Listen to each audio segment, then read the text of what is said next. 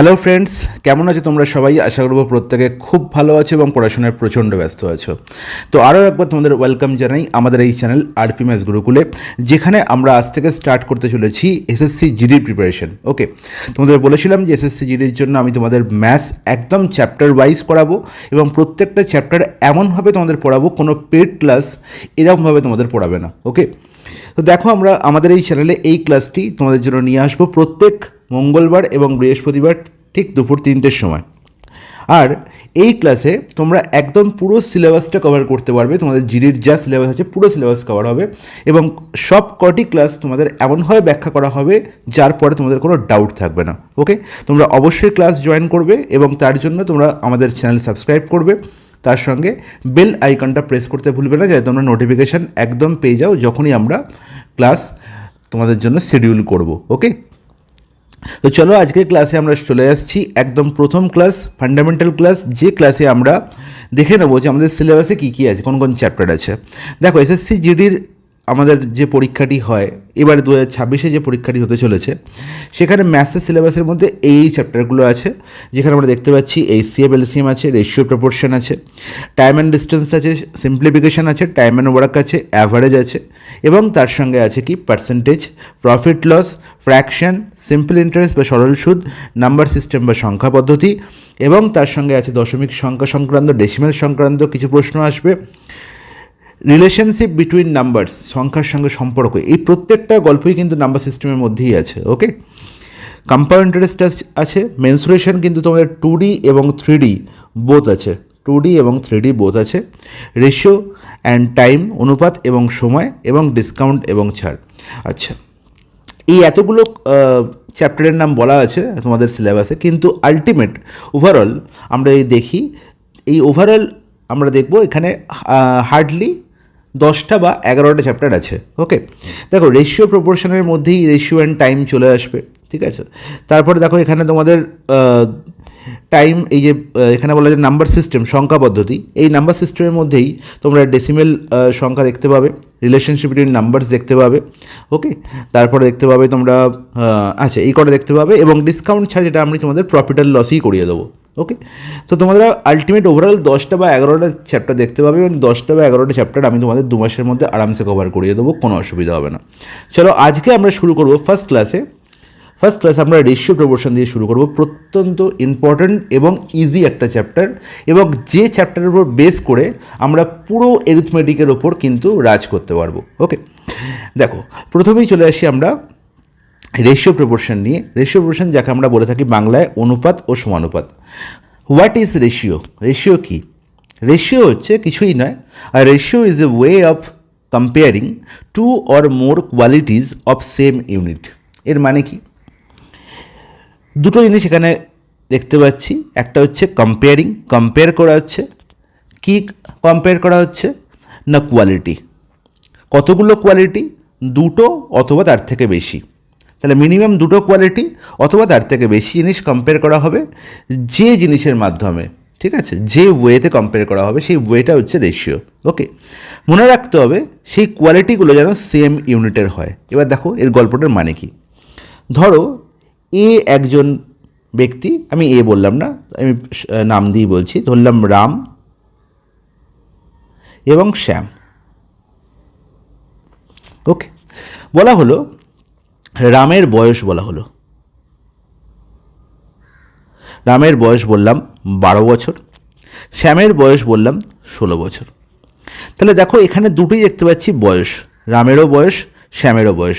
তাহলে এই বয়স হচ্ছে কি কোয়ালিটি। আর এখানে বয়সটা আমরা কিসে নির্ণয় করছি? 12 ইয়ার্স। শ্যামেরও বয়স হচ্ছে 12 ইয়ার্স। তাহলে ইয়ার্স হচ্ছে এখানে কি? ইয়ার্স হচ্ছে ইউনিট। তাহলে দুটো ব্যক্তির মধ্যে, দুজন ব্যক্তির বয়স আমরা দেখতে পাচ্ছি 12 বছর এবং 16 বছর। আর এদের মধ্যে যদি আমি একটা সম্পর্ক স্থাপন করতে চাই, তাহলে আমি যদি বলি যে রামের বয়স এবং শ্যামের বয়সের মধ্যে সম্পর্ক কী, আমি বলবো যে রামের বয়স আর শ্যামের বয়সের মধ্যে রেশিও হচ্ছে, অনুপাত হচ্ছে 12:16। তো এই 12:16, এই যে একটা কথা, এই একটা কথাই কী করে দিল না রাম আর শ্যামের মধ্যে একটা কম্পেয়ার বা একটা সংযোগ স্থাপন করে দিল। যে কথাটার মাধ্যমে দিয়ে বলতে চাইছি আমি যে যদি রামের বয়স 12 বছর হয় তাহলে শ্যামের বয়স হবে 16 বছর। ওকে, এবার রেশিও সবসময় কী হয়? রেশিও সবসময় হয় একদম স্মলেস্ট আকারের মানে কি?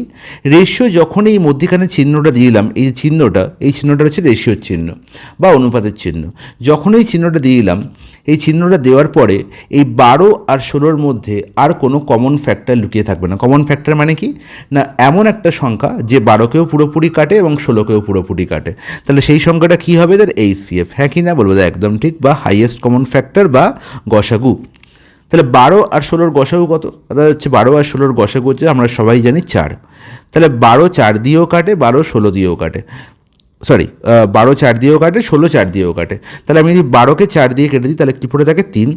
16কে 4 দিয়ে কেটে দিই তাহলে পড়ে থাকে কি? 4। তাহলে আলটিমেট 3 আর 4কে কি আর ব্রেক করা যায়? না দাদা, একদম ব্রেক করা যায় না। তাহলে 3:4 হয়ে গেল কি রাম আর শ্যামের বয়সের রেশিও। রাম আর শ্যামের বয়সের রেশিও। Is it clear? বলো দা, একদম জলের মতো পরিষ্কার, কোনো অসুবিধা নেই। তাহলে রাম আর শ্যামের বয়সের রেশিও এখন যেটা হলো সেটা হচ্ছে একদম সিম্পলিয়েস্ট ফর্ম, এবং রেশিও সবসময় একদম সিম্পলিয়েস্ট ফর্মে হয়, যার পরে এটাকে আর ব্রেক করা যাবে না বা এর মধ্যে আর কোনো কমন ফ্যাক্টর লুকিয়ে থাকবে না। এবার এই 3:4-এর মধ্যে আমি এর অ্যাকচুয়াল রামের অ্যাকচুয়াল বয়স বা শ্যামের অ্যাকচুয়াল বয়স কিন্তু বলতে পারবো না। বলতে তখনই পারবো যখন একটা আমাকে লিঙ্ক বলা থাকবে। লিঙ্ক কীরকম? আমাকে বলল যে রামের আর শ্যামের বয়সের অনুপাত 3:4। বলা হলো রামের এবং শ্যামের বয়সের যোগফল, বয়সের সাম বলা হলো আমার কাছে কত? 28 সাপোজ। ওকে, তাহলে রাম আর শ্যামের বয়সের যোগফল 28 হয়। তাহলে আমি দেখতে পাচ্ছি রামের বয়স আর শ্যামের বয়সের অনুপাত বলা হয়েছে 3:4। অনুপাত থেকে আমি কি বলতে পারি না, যদি রামের বয়স 3 হয় তাহলে শ্যামের বয়স হবে 4। তাহলে এদের বয়সের অনুপাতের যোগফল কত? 7। তাহলে সেই 7-এর ভ্যালুই আমার কাছে বলা আছে কত? 28। তাহলে 7 থেকে 28 কত গুণ করলে হয়? 4 গুণ করলে। তাহলে আলটিমেট প্রত্যেকের বয়স হচ্ছে 4 গুণ করে দিতে হবে। তাহলে রামের বয়স কত হলো? 3 × 4 12, আর 4 × 4 16 হয়ে গেল শ্যামের বয়স। ঠিক এই উপায়েই আমরা কিন্তু রেশিও এবং প্রপোর্শন চ্যাপ্টারে কাজ করব বা অঙ্ক করব। এটা হচ্ছে অ্যাকচুয়াল প্রসেস রেশিও প্রপোর্শন চ্যাপ্টারের অঙ্ক করার। ওকে, এবার দেখো, এবার দুটো কথা তোমাদের বলি। এই যে কোয়ালিটি আমি বুঝতে পারলাম এবং কোয়ান্টিটি এবং ইউনিটি আমি বুঝতে পারলাম, এবং এখানে যদি আমি বলি, একটু মুছছি আমি এখানটা,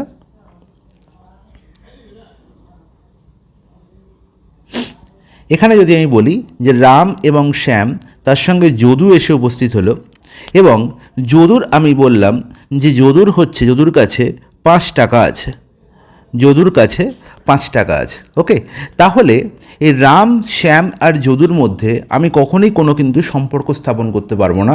কারণ হচ্ছে এদের মধ্যে যে কোয়ালিটিগুলো আমি দেখছি তাদের মধ্যে রাম আর শ্যামের বয়স দেওয়া হয়েছে কোয়ালিটিতে, আর যদুর কোয়ালিটির মধ্যে দেখছি এর কাছে পকেটে কত টাকা আছে সেটা বলা হচ্ছে। তাহলে এই টাকা, যেটাকে আমরা 5 রুপিস দিয়ে ডিনোট করছি, যার ইউনিট হচ্ছে রুপিস, সেই টাকাটাকে আমি ইয়ার্সের সঙ্গে ক্লাব করতে পারবো না, কারণ এরা হচ্ছে 1 ইউনিটকে কি করছে না, 1 ইউনিটকে এখানে দেখাচ্ছে না, রিপ্রেজেন্ট করছে না। তাহলে 1 ইউনিট বা সেম ইউনিট যেহেতু নয়, তাই আমি এদের মধ্যে রেশিও স্থাপন করতে পারবো না।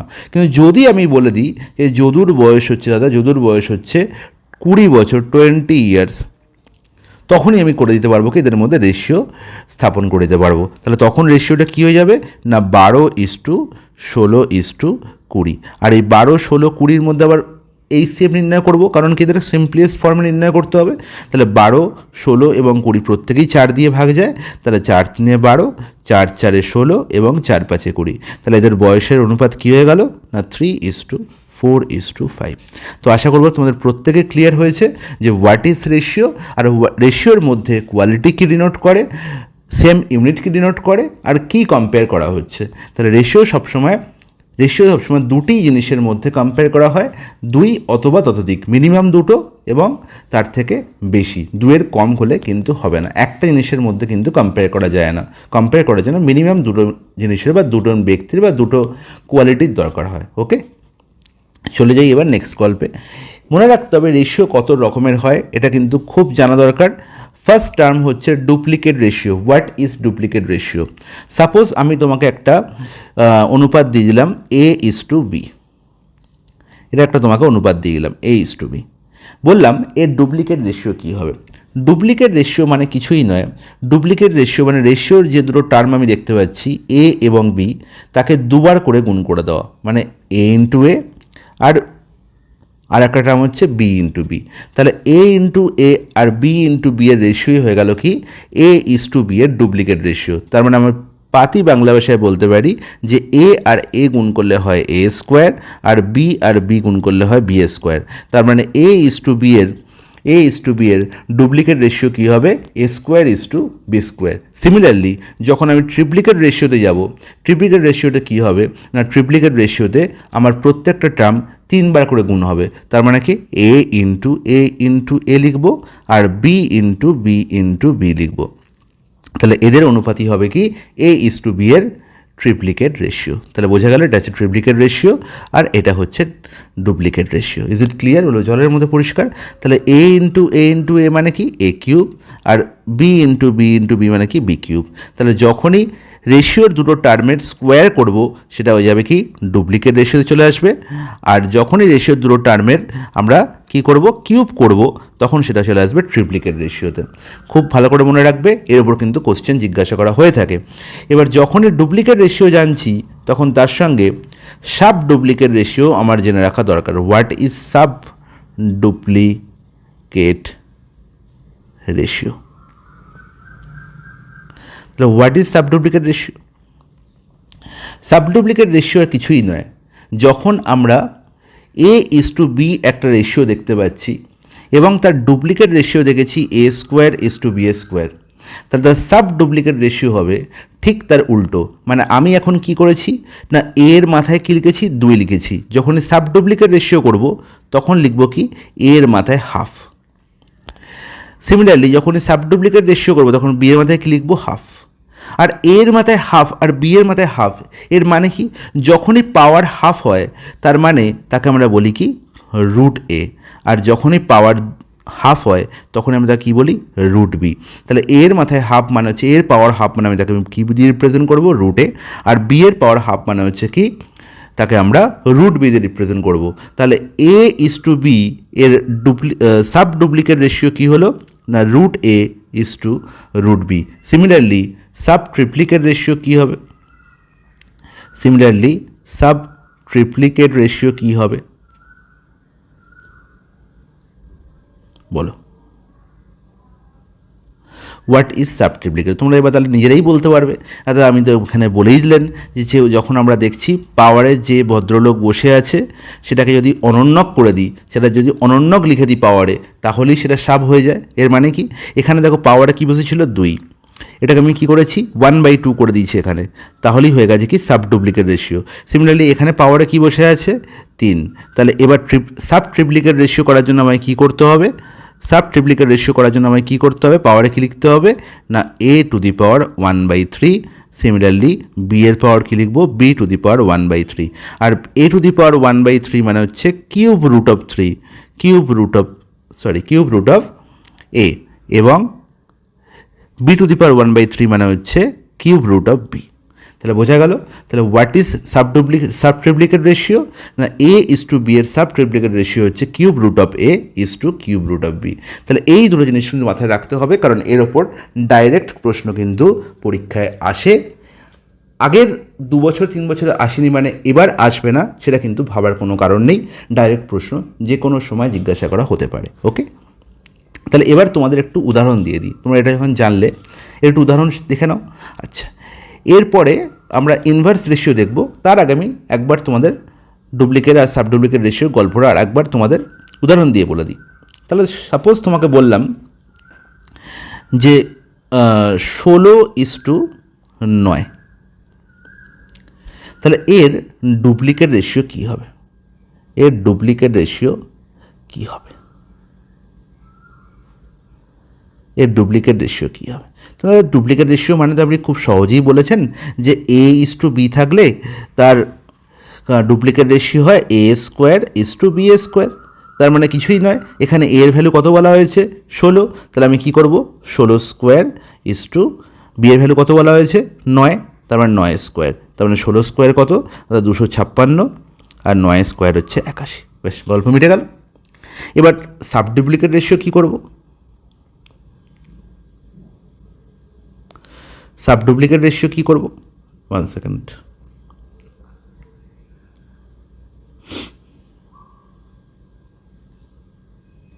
সাব ডুপ্লিকেট রেশিও কী করব না, আমি কি জানি a:b, এর সাব ডুপ্লিকেট রেশিও হবে √a:√b।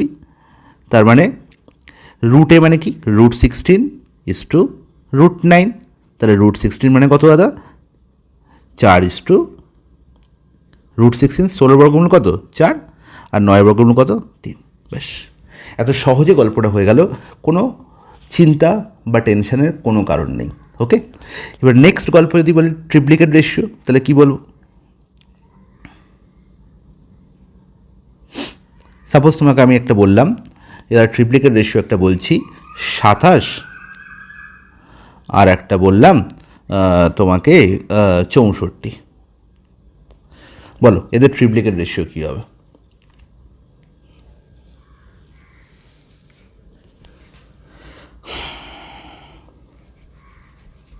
তোমাদের ট্রিপ্লিকেট রেশিও তো আপনি এক্ষুনি বললেন যে ট্রিপ্লিকেট রেশিও হয় কিছুই নয়, ট্রিপ্লিকেট ratio is nothing but a³:b³। তাহলে বলো এখানে এর ভ্যালু কত? 27। তাহলে 27-এর কিউব = 64-এর কিউব হয়ে যাবে আমার কারেক্ট আনসার। এবার 27-এর কিউব তুমি নির্ণয় করার দরকার নেই, কারণ এত বড় ডিজিট তোমার এখানে দেবে না, ঠিক আছে? এবার 27-এর কিউব নির্ণয় কীভাবে করতে হয় তাহলে আমি শর্টকাট তোমাদের শেখাবো যখন নাম্বার সিস্টেম শেখাবো। ওকে, এবার যদি বলে সাব ট্রিপ্লিকেট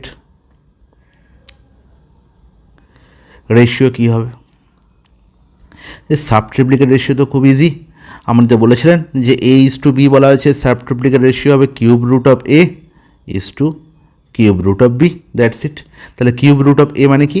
কিউব√27, আর এখানে কিউব√64। 27 কার কিউব হয়? 3-এর কিউব। তাহলে 27-এর ঘনমূল করলে কী হবে? 3 হবে, আর 64 ঘনমূল করলে কত হবে? 4 হবে। তাহলে 3:4 হয়ে গেল sub ট্রিপ্লিকেট ratio. Is it clear? চলার মতো পরিষ্কার, কোনো অসুবিধা নেই। তাহলে এই ছিল গল্প ডুপ্লিকেট রেশিও আর sub duplicate ratio, triplicate ratio এবং সাব ট্রিপ্লিকেট রেশিওর অ্যাকচুয়াল গল্প। ওকে, এবার চলে আসি আমরা ইনভার্স রেশিও, যেটা আমাদের বোঝা খুব দরকার। What is inverse ratio? দেখো,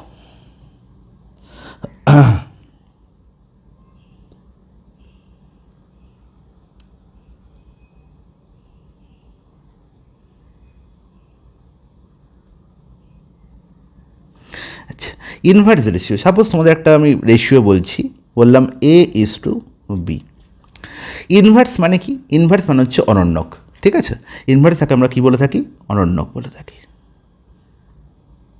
ঠিক আছে? অনন্যক মানেটা কি? সাপোজ একটা সংখ্যা বলা হয়েছে 2, এর অনন্যক কী হবে না 1/2। তাহলে কোনো একটা সংখ্যা তার অনন্যক বলতে বোঝায় 1/, সেই সংখ্যা। ওকে, তাহলে যখন আমি ইনভার্স রেশিও করছি মানে রেশিওর প্রত্যেকটা টার্মের আমি অনন্যক নির্ণয় করব। তাহলে a:b এর অনন্যক কী হবে? অর্থাৎ 1/a:1/b, 1/a:1/b। আর 1/a:1/bকে আমি তো এরমভাবে লিখতে পারবো না। রেশিও সবসময় কী হয়? সিম্পলিফাইড ফর্মে হয়, এরমভাবে লেখার কোনো ভাবেই যাবে না। তাহলে লিখবো কীভাবে? যখনই এরমভাবে ভগ্নাংশ থাকবে, যখনই এরকম ভগ্নাংশ থাকে, ভগ্নাংশকে রেশিওতে সিম্পলিফাইড ফর্মে লেখার সবথেকে বেস্ট যেটা মেথড সেটা হচ্ছে কোনাকুনি গুণ করে দাও। তার মানে কি? প্রথম যে রেশিও, যে ভগ্নাংশ দেখতে পাচ্ছি তার লবের সঙ্গে পরের রেশিওর হরকে গুণ করে দাও, ঠিক আছে?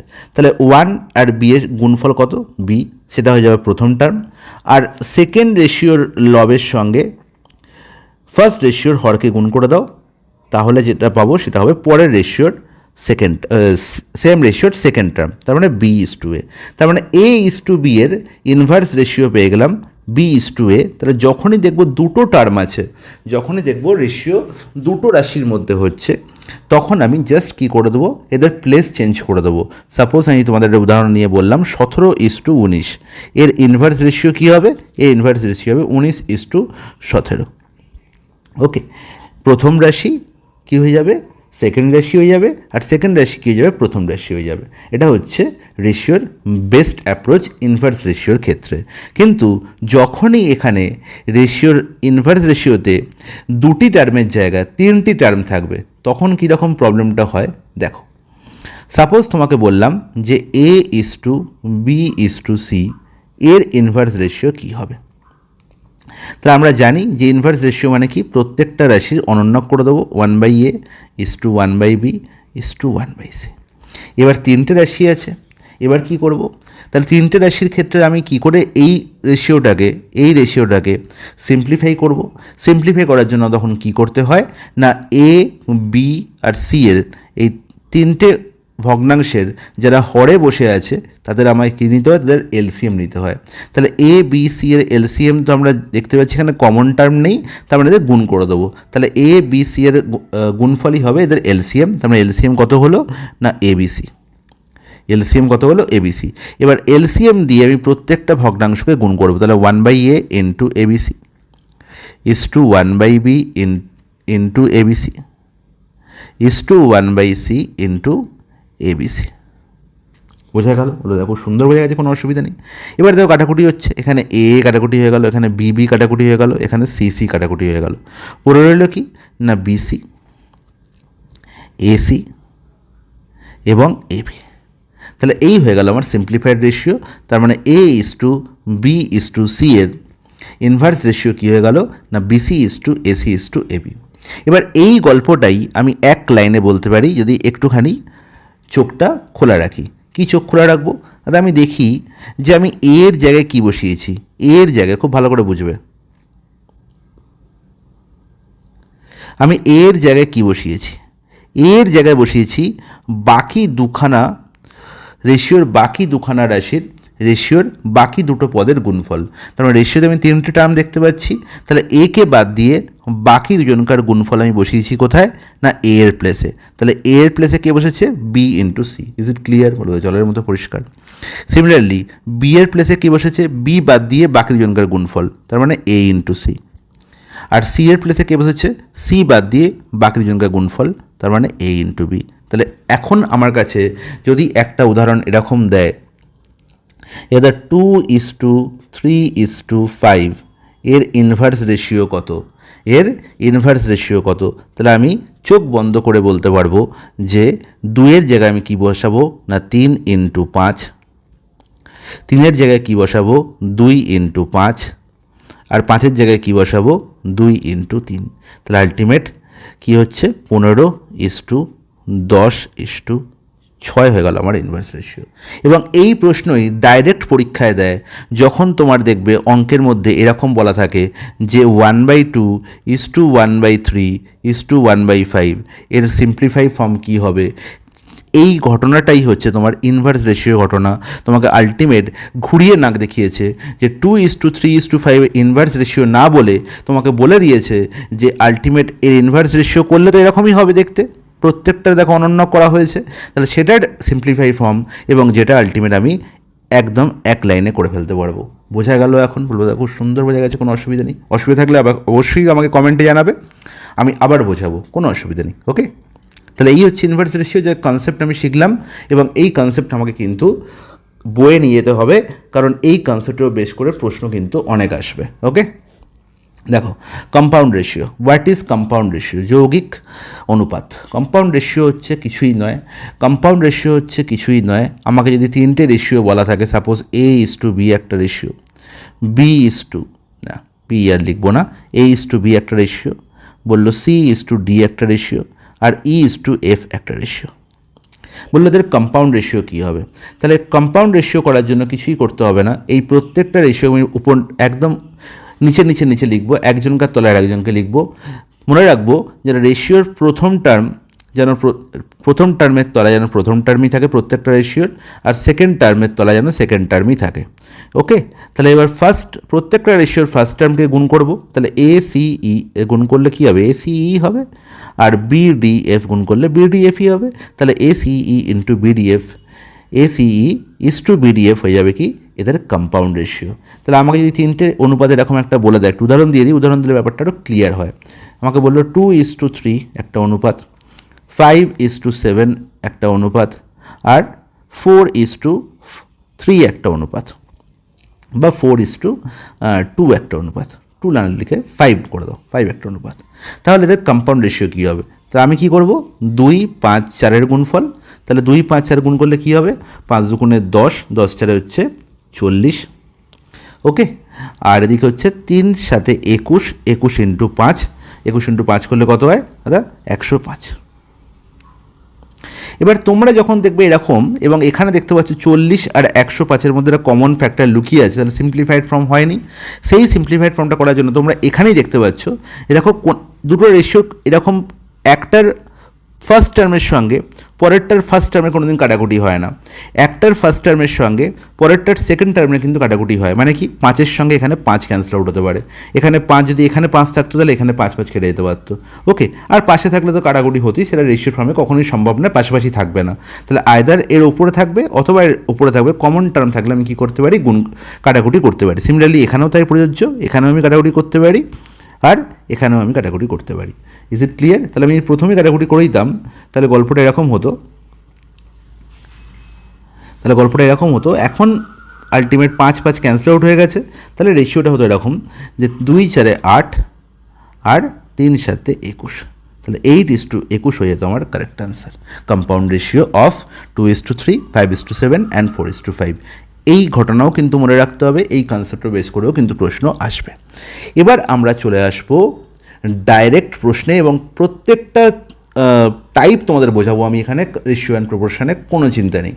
ওকে, দেখো first type, the first very beautiful type. সেখানে হচ্ছে বলা হয়েছে যে দুটো রেশিও বলা হয়েছে A:B এবং B:C, নির্ণয় করতে হবে A:B:C। ওকে, ক্লাবিং অফ রেশিওকে ক্লাব করতে হবে। তাহলে দেখতে পাচ্ছি যে এই প্রশ্নের মধ্যে একজন কমন ভদ্রলোক আছে, সে হচ্ছে বি। দেখো এখানেও বি আছে, এখানেও বি আছে। তাহলে এই ধরনের প্রশ্ন আমি অনেক রকম উপায়ে করতে পারি। ফার্স্ট উপায় হচ্ছে A:B বলা হয়েছে, যার ভ্যালু বলা হয়েছে কত? 5:8। আর এখানে B:C কত বলা হয়েছে? 4:7। তাহলে এই দুটো রেশিওতেই বি হচ্ছে কমন ভদ্রলোক। আমি কমন ভদ্রলোকের ভ্যালু তো দুই জায়গায় দুরকম হতে পারে না, এক করতে হবে। তাহলে এখানেও যদি 8 থাকে, এখানেও 8 হওয়া দরকার, কিন্তু এখানে 4 আছে। তাহলে 4কে 8 করতে গেলে 2 দিয়ে গুণ করতে হবে। রেশিওর একটা টার্মকে 2 দিয়ে গুণ করলে অপর টার্মকেও 2 দিয়ে গুণ করতে হয়। তাহলে আলটিমেট A:B 5:8 ছিল, কিন্তু B:C হয়ে গেল 8:14। ওকে, তাহলে দেখো এবার দেখো বি ইকুয়াল হয়ে গেছে। যখনই বি ইকুয়াল হয়ে গেল, তখন আমি কি বলতে পারি যে এখানেও B8, এখানেও B8, তার মানে এবার A:B:C অনায়াসে আমি বলতে পারবো যে এর ভ্যালু যখন 5, বি এর ভ্যালু তখন 8, আর যখন বি এর ভ্যালু 8 তখন সি এর ভ্যালু হচ্ছে 14। তাহলে A:B:C কত হয়ে গেল না? 5:8:14। এটা হয়ে গেল কারেক্ট আনসার। ওকে, এটা হচ্ছে ফার্স্ট উপায়। সেকেন্ড উপায় কি বলবো? সেকেন্ড উপায় হচ্ছে এরকম, খুব ভালো করে বুঝবে। দেখো এখানে কী কী রেশিও বলা হয়েছে। একটা হচ্ছে A:B বলা হয়েছে, আর হচ্ছে B:C বলা হয়েছে। তাহলে A:B:C বরাবর লিখে নাও। A:B কত বলা হয়েছে? আমাদের 5:8। B:C কত বলা হয়েছে? আমাদের 4:7। ওকে, এবার দেখো ফার্স্ট রোতে আমি কি দেখতে পাচ্ছি? সি এর প্লেস ফাঁকা আছে। তাহলে সি এর প্লেসে কে বসবে? সি এর প্লেসে বসবে সেই ভ্যালু যে ভ্যালুটা ঠিক তার পাশে দেখতে পাচ্ছি, একদম পার্শ্ববর্তী। তাহলে সি এর পাশে কে বসে আছে? বি। তাহলে বি এর যে ভ্যালু নিয়ে বসে আছে সেই ভ্যালুটা এখানে বসিয়ে দেবে, 8। সিমিলারলি নিচের রোতে কি দেখতে পাচ্ছি? কার প্লেস ফাঁকা আছে? এ। সিমিলারলি এখানে এর ভ্যালু কী হবে? ঠিক তার পাশে যে ভদ্রলোক বসে আছে, এর পাশে কে বসে আছে? বি। তাহলে বি কী ভ্যালু নিয়ে বসে আছে? 4। তাহলে 4 বসে যাবে এখানে, ব্যাস হয়ে গেল। এবার কী করবো? এবার জাস্ট উপর নিচে গুণ, 5 4 20, 8 4 32, 8 7 56, ব্যাস এটাই হয়ে গেল A:B:C এর রেশিও। এদের মধ্যে কমন টার্ম লুকিয়ে আছে কিছু, তাকে তুমি কী করে দাও? বাদ দিয়ে দাও। তাকে কমন টার্ম কী আছে? এখানে 4 দেখতে পাই, 4 5 20, 4 8 32, 4 14 56। তাহলে 5:8:14 হয়ে গেল কারেক্ট আনসার। তাহলে এই ছিল দুটো উপায়। এবার লাস্ট ফাইনাল মেথড আমি বলবো, যেটা দেখলে তোমার মনে হবে যে আলটিমেট কেন আমি এত কিছু করলাম। ওকে, যখন পরীক্ষায় এই ধরনের প্রশ্ন আসবে, তুমি জাস্ট এই 4টে অপশানের দিকে তাকাবে। ওকে, অপশান হচ্ছে তোমার কাছে এমন একটা হাতিয়ার যেটা দিয়ে তুমি পৃথিবীর সব অঙ্ক কোনো কিছু না করে ফেলতে পারো। ওকে, তো এই অপশানটা দেওয়া হয়েছে এই জন্যই এই তোমরা সেকেন্ডে অ্যান্সার করতে পারো। তোমাদের সেকেন্ডে করতে হবে। দেখো বলেছে A:B 5:8। তাহলে দেখো তোমরা এখানে চারটে অপশানের মধ্যে এই চারটে অপশানের প্রত্যেকটা অপশানে কী দেওয়া আছে? A:B:C তো বলা আছে। তাহলে A:B 5:8 কোথায় দেখতে পাচ্ছি? অপশান এতে দেখতে পাচ্ছি 7:8 বলা হয়েছে A:B, আনসার হতে পারে না। অপশান বি দেখতে পাচ্ছি 4:9 বলা হয়েছে, আনসার হতে পারে না। অপশান সিতে 5:8 আছে, অপশান ডিতেও 5:8 আছে। তাহলে সি আর ডি এর মধ্যে আমার কনফিউশন হয়ে গেল। চলে যাও B:C B:C কত? 4:7। তাহলে 8:14 8:14 দুই দিয়ে কাটাকুটি হচ্ছে, 2 4 8 2 7 14। তাহলে 4:7 হচ্ছে এখানে, তাহলে এটা আনসার হতে পারে। 8:10 2 4 8 2 5 10 4:5 হচ্ছে, 4:7 তো নয়, তার মানে এটা আনসার হতে পারে না। তাহলে আনসার কী হয়ে গেল? অপশান সি হয়ে গেল কারেক্ট আনসার। বলো কত সহজে দেখেই প্রশ্নের আনসার হলো কিছু না করেই। ওকে, তাহলে এই ছিল আমাদের একদম বেস্ট ধামাল মেথড, যে মেথডে করলে এই ধরনের অঙ্ক চুটকিতে হবে, বাকি এইসব করার কোনো দরকার নেই পরীক্ষা হলে। ওকে, এটা জাস্ট শেখানোর জন্য তোমাদের বলে রাখলাম। নেক্সট প্রশ্ন বলে যে 4p = 5q = 4p = 5q এবং 3q = 4r দুটো বলা হয়েছে, এবং বলা হয়েছে p/q এর ভ্যালু নির্ণয় করতে হবে। খুব ভালো কথা। তাহলে দেখো 4p = 5q, এখান থেকে আমরা কী বলতে পারি? 4p = 5q, এখান থেকে আমরা কী বলতে পারি? এখান থেকে আমরা বলতে পারি যে p আর q এর রেশিও হচ্ছে কত না 5:4। ইজ নট ইট? একদম ঠিক। p/q = 5/4, p/q = কি? 5/4। আর মনে রাখবো যে রেশিও এই যে A:B এর মানেও যা, আর A/B এর মানেও তাই। ওকে, তাহলে রেশিওকে যেরকম ভাগ প্রক্রিয়া তো ভাগ আকারেও লেখা যায়, সেরকম এই মধ্যখানে অনুপাত সাইন দিয়েও লেখা যায়। এই অনুপাত সাইনটার মানেই হচ্ছে A/B। ওকে, যেখানে A হচ্ছে কি ভাজ্য এবং B হচ্ছে ভাজক। Is it clear? জলের মতো পরিষ্কার, কোনো অসুবিধা নেই। তাহলে p/q = 5/4, আর p/q লেখা বানানো যা, p/q লেখাও তাই, যে p/q কত? 5:4। সিমিলারলি পরের পার্টটা থেকে মানে 3q = 4r, এখান থেকে আমরা কি লিখতে পারি যে q/r হচ্ছে কত? 4:3। ওকে, তাহলে এখান থেকে দেখতে পাচ্ছি কিউ তো কমন এখানে আছে এবং কিউ এর ভ্যালু এখানে দু জায়গায় 4 আছে। তাহলে আলটিমেট 1 সেকেন্ডে 5:4:3 আনসার হয়ে যাবে। তাহলে 5:4:3 অপশান সি দেখতে পাচ্ছি। আর একটু আগে যেটা বললাম যে p/q 5:4 কোথায় আছে? এখানে নেই। 5:4 এখানে আছে, 10:8 এখানেও আছে, এখানে নেই, 25:16 আছে। তাহলে বি আর সি এর মধ্যে অপশানে ফেসে গেছিলাম, কিন্তু আমি দেখতে পাচ্ছি যে q/r 4:3 আছে, q/r এখানে 8:3 আছে, তাহলে এটা আনসার হতে পারে না, অপশান সি হবে কারেক্ট আনসার। ওকে, নেক্সট প্রশ্ন দেখো, the ratio of money with Gita and Radha is 7:5। খুব ভালো কথা। তাহলে গীতা আর রাধার মধ্যে দেখতে পাচ্ছি পয়সা 7:15 অনুপাতে আছে। সরি, 7:5 নয়, 7:15। And that of the money with Radha and Sabita, তাহলে রাধা আর সবিতার মধ্যে 7:16 অনুপাতে আছে। বলেছে গীতা হ্যাজ 980 রুপিস, গীতার কাছে 980 টাকা আছে। তাহলে how much money does Sabita have? তাহলে দেখো আলটিমেট প্রশ্নটা হচ্ছে বেস করে আছে কার ওপর না এই অঙ্কের ওপরই। এখানে দেখতে পাচ্ছি গীতা আছে এবং রাধা আছে, তাদের টাকার অনুপাত হচ্ছে 7:15। ওকে, আর এখানে দেখতে পাচ্ছি রাধার সঙ্গে সবিতার অনুপাত হচ্ছে কত? 7:16। ওকে, তাহলে আমাকে দেখতে পাচ্ছি এদের মধ্যে কমন টার্মকে, এদের মধ্যে কমন টার্ম হচ্ছে আমাদের রাধা। তাহলে রাধার ভ্যালু যদি নির্ণয় করতে পারি তাহলে তো গল্প শেষ। তাহলে দেখতে পাচ্ছি রাধা এখানে 15 নিয়ে বসে, এখানে 7 নিয়ে বসে আছে। তাহলে 15 আর 7-এর এলসিএম কত? 15 আর 7 দুজনেই হচ্ছে কি কোপ্রাইম নাম্বার, মানে কমন ফ্যাক্টর কিছু নেই, জাস্ট গুণ করে দেবো। তাহলে 15কে 7 দিয়ে গুণ করবো, আর 7কে আমি কী করবো? 15 দিয়ে গুণ করবো। তাহলে মনে রাখবো যে রেশিওর একটা টার্মকে গুণ করলে হবে না, দুটো টার্মকেই গুণ করতে হবে। তাহলে আলটিমেট হয়ে গেল দেখো 15 × 7 105 হয়ে গেল, 7 15 কত? 105।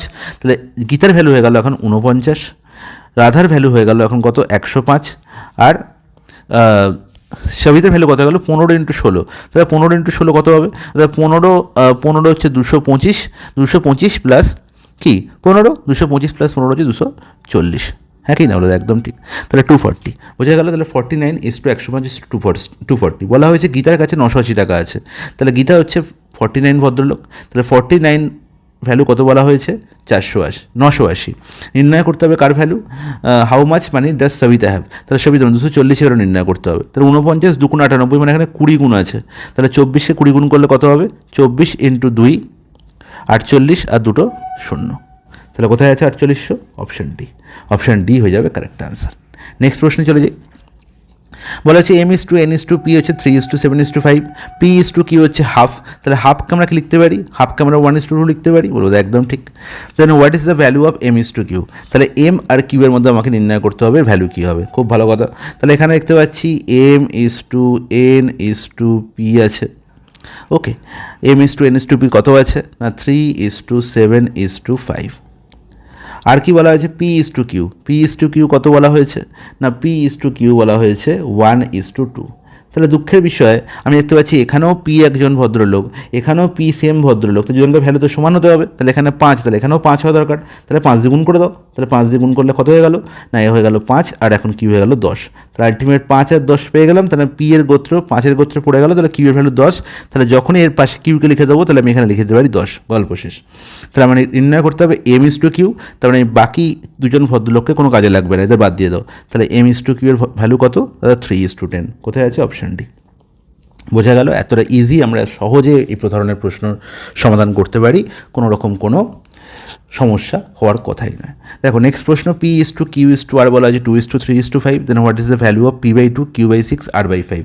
আচ্ছা, তাহলে আমায় যখন বলেছে p/q/r এর রেশিও বলা হয়েছে, আমাকে দেখতে পাচ্ছি এখানে নির্ণয় করতে হবে কার ভ্যালু না p/2, q/6, r/5। তার মানে দেখতে পাচ্ছি পিকে আমি কি করতে করেছি না 2 দিয়ে ভাগ করেছি, কিউকে 6 দিয়ে ভাগ, আর আরকে 5 দিয়ে ভাগ। সিমিলারলি আমি এখানেও তাই করব। তাহলে p/q/r কত বলা হয়েছে 2:3:5। তাহলে যখন আমি পিকে 2 দিয়ে ভাগ করছি তাহলে একেও 2 দিয়ে ভাগ করি, কিউকে যদি 6 দিয়ে ভাগ করি তাহলে একেও 6 দিয়ে ভাগ করি, আরকে যদি 5 দিয়ে ভাগ করি তাহলে একেও 5 দিয়ে ভাগ করি। তাহলে আলটিমেট রেশিও কত হবে, তাহলে 2/2 মানে হচ্ছে 1, 3/6 মানে হচ্ছে হাফ, আর 5/5 মানে হচ্ছে 1। তাহলে এবার বলো 1:1/2:1। তাহলে আলটিমেট সিম্পলিফাই রেশিও করার জন্য জাস্ট এ সমস্যা তৈরি করছে। তাহলে এখানে দেখতে পাচ্ছি নিচে বসে আছে, হরে কত বসে 2, 2 দিয়ে সবাইকে গুণ করে দাও, 2 দিয়ে সবাইকে গুণ করলে 1 হয়ে যাবে 2, হাফ ইন্টু 2 গুণ করলে 1 হয়ে যাবে, আর এখানে 1 হয়ে যাবে 2। তাহলে 2:1:2, অপশান এ হয়ে যাবে correct answer. Is it clear, হলো জলের মতো পরিষ্কার, কোনো অসুবিধা নেই। m/n বলা হয়েছে কত, দাদা 9:6। ওকে, এবার বলেছে m+n করো m-n করো। তাহলে আমরা ছোটোবেলায় শিখেছিলাম m/n 9:6, মানে আমরা m-কে বলতে পারি 9-কে আর n-কে বলতে পারি 6-কে।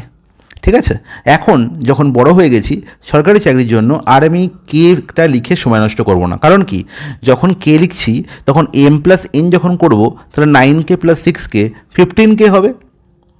আর এখানে দেখো m-n করলে 9-কে - 6-কে 3-কে হবে, হ্যাঁ কি না।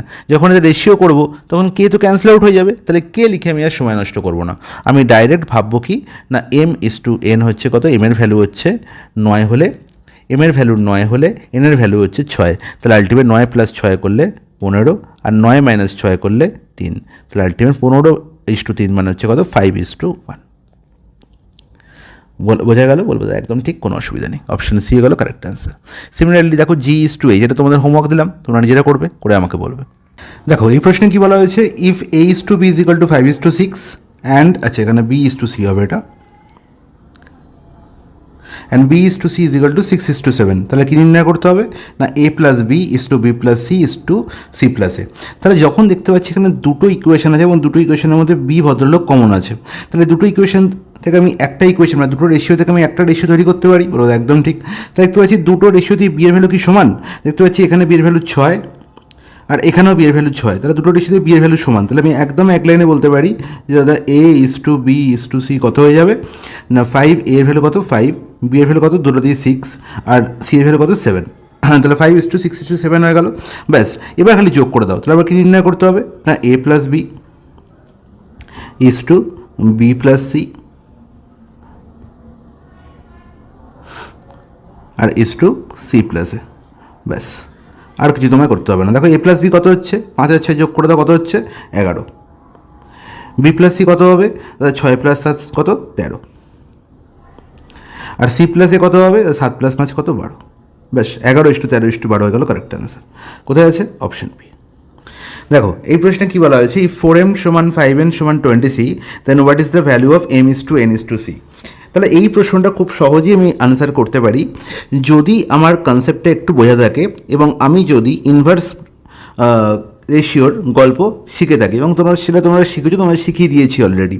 ইনভার্স রেশিও কেন এখানে দাদা? দেখো এখানে বুঝতে পারছো কি তোমরা যে এখানে 4m সমান বলা হয়েছে 5n ইজিক্যাল টু 20c। ঠিক আছে, তাহলে এখান থেকে কি আমি এম, এন আর সি এর ভ্যালু নির্ণয় করতে পারি?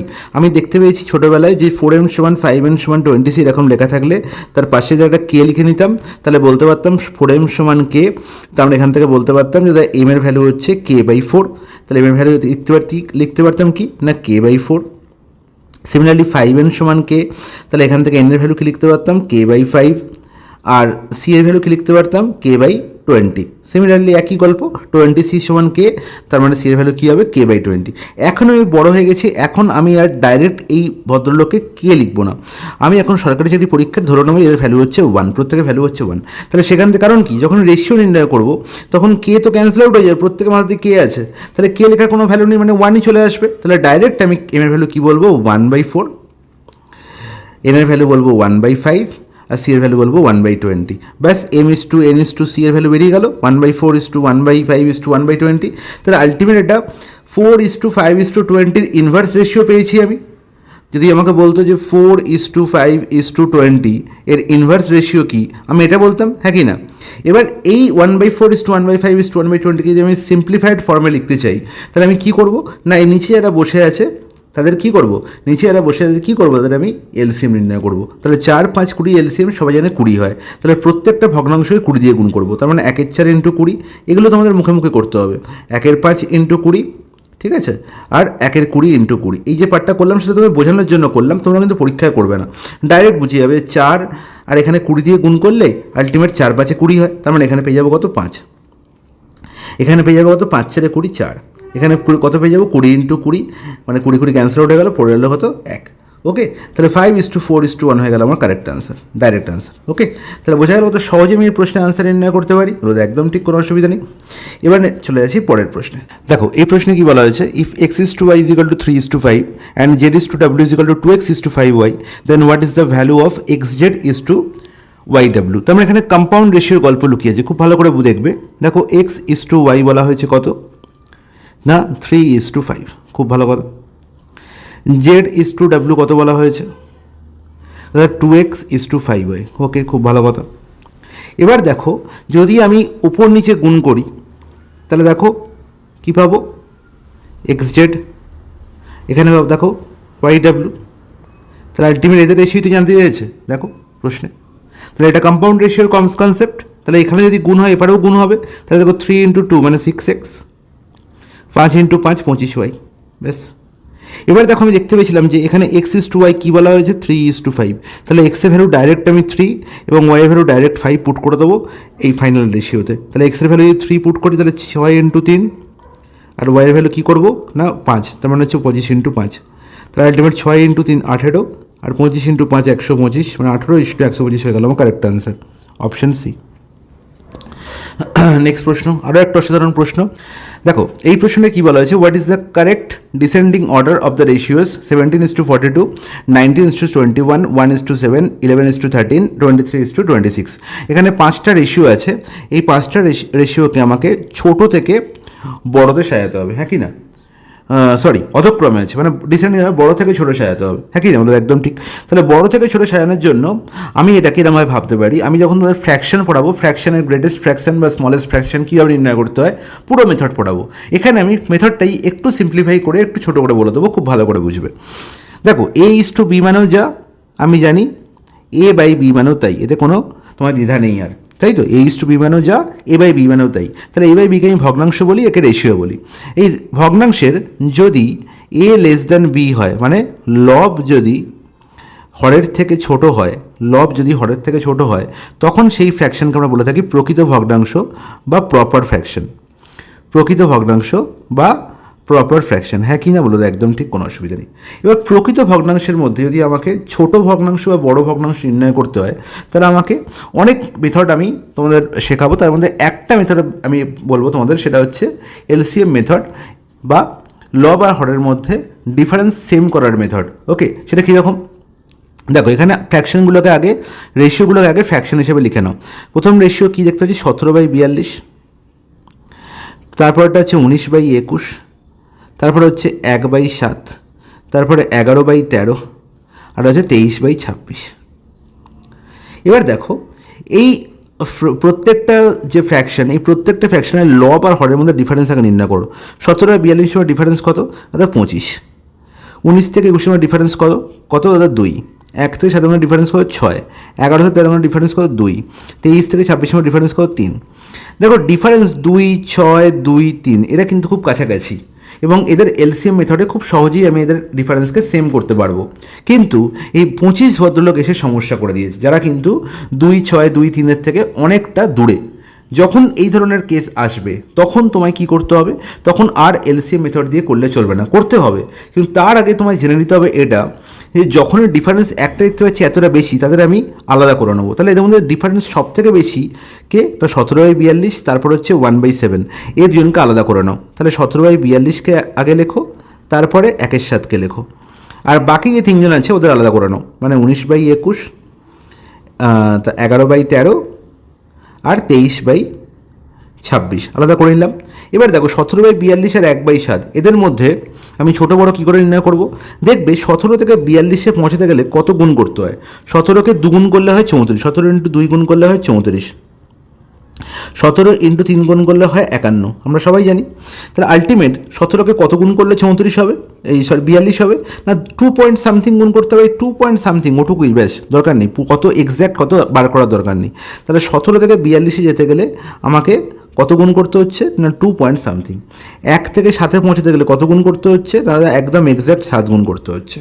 তাহলে যেখানে দেখব যে লব থেকে হরে পৌঁছতে গেলে সব থেকে বেশি গুণ করতে হচ্ছে, লব থেকে হরে পৌঁছতে গেলে সব থেকে বেশি গুণ করতে হচ্ছে, সে হয়ে যাবে ভগ্নাংশগুলোর মধ্যে স্মলেস্ট।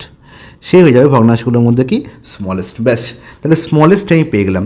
এবার সব থেকে বেশি গুণ করতে হয়েছে আমি বুঝে গেলাম যে 7 গুণ। এগুলো দেখো 19 থেকে 21 গুণ, 19 থেকে 21 যেতে গেলে 1 পয়েন্ট সামথিং, 11 থেকে 13 যেতে গেলে 1 পয়েন্ট সামথিং, 23 থেকে 26 যেতে গেলে 1 পয়েন্ট সামথিং। ওকে, তার কোনো সমস্যা নেই এখানে। বাট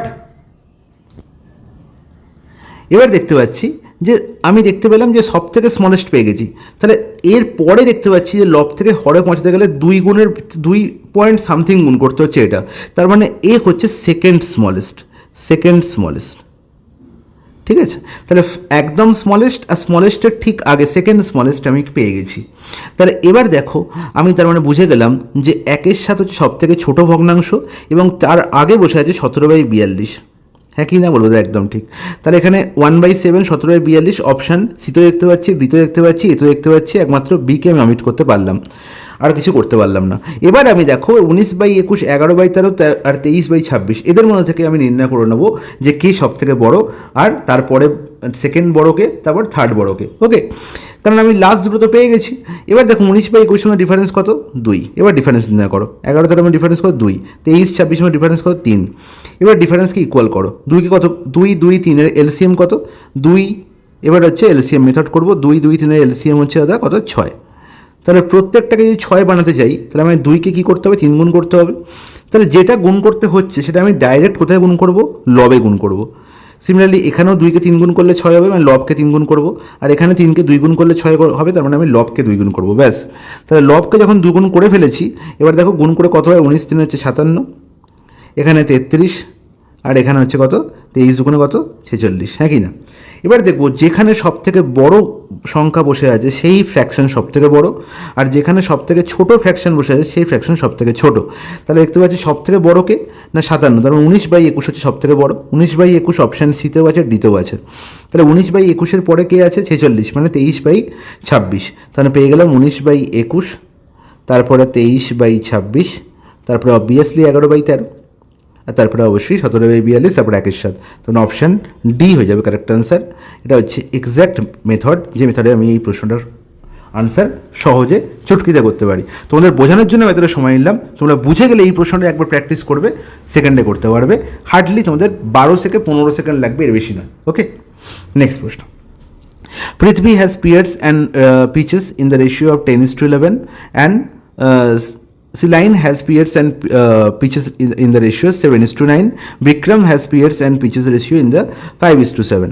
তাহলে who has a greater ratio in pairs of pitches? তাহলে আলটিমেট এই প্রশ্নটাই কথায় দিয়েছে, আলটিমেট 3টে রেশিও বলে দিয়েছে। আর রেশিও মানে কি ভগ্নাংশ, মানে 10/11, 7/9 আর হচ্ছে 5/7। এদের মধ্যে বড় গ্রেটেস্ট আর স্মলেস্ট নির্ণয় করতে হবে। হ্যাঁ কি না বলো, একদম ঠিক। কার কাছে নাশপাতি থেকে পিচের অনুপাত বেশি, মানে গ্রেটেস্ট আমার নির্ণয় করতে হবে। ওকে, তাহলে গ্রেটেস্ট নির্ণয় করবো কী করে, আমরা জানি ডিফারেন্স করবো। 10-11 ডিফারেন্স কত 1, 7-9 ডিফারেন্স কত 2, আর 5-7 ডিফারেন্স কত হচ্ছে 2। তাহলে 1 2 2, তাহলে 1 2 2 এলসিএম কত 2 অবশ্যই।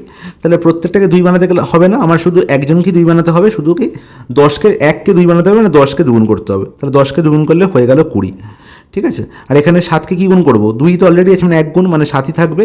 আর এখানে 2কে 1 গুণ করলে কী হবে, 2 হবে, তো মানে 5কে 1 গুণ করলে 5ই থেকে যাবে। তাহলে এবার 20 7 5-এর মধ্যে সব থেকে বড়ো কে, অবশ্যই 20। তার মানে এদের মধ্যে সব থেকে বড়ো কে হবে না 10/11, আর 10/11 কার কাছে আছে না পৃথিবী। তার মানে পৃথিবী হয়ে যাবে আমার correct answer option A. Is it clear? জলের মতো পরিষ্কার, কোনো অসুবিধা নেই।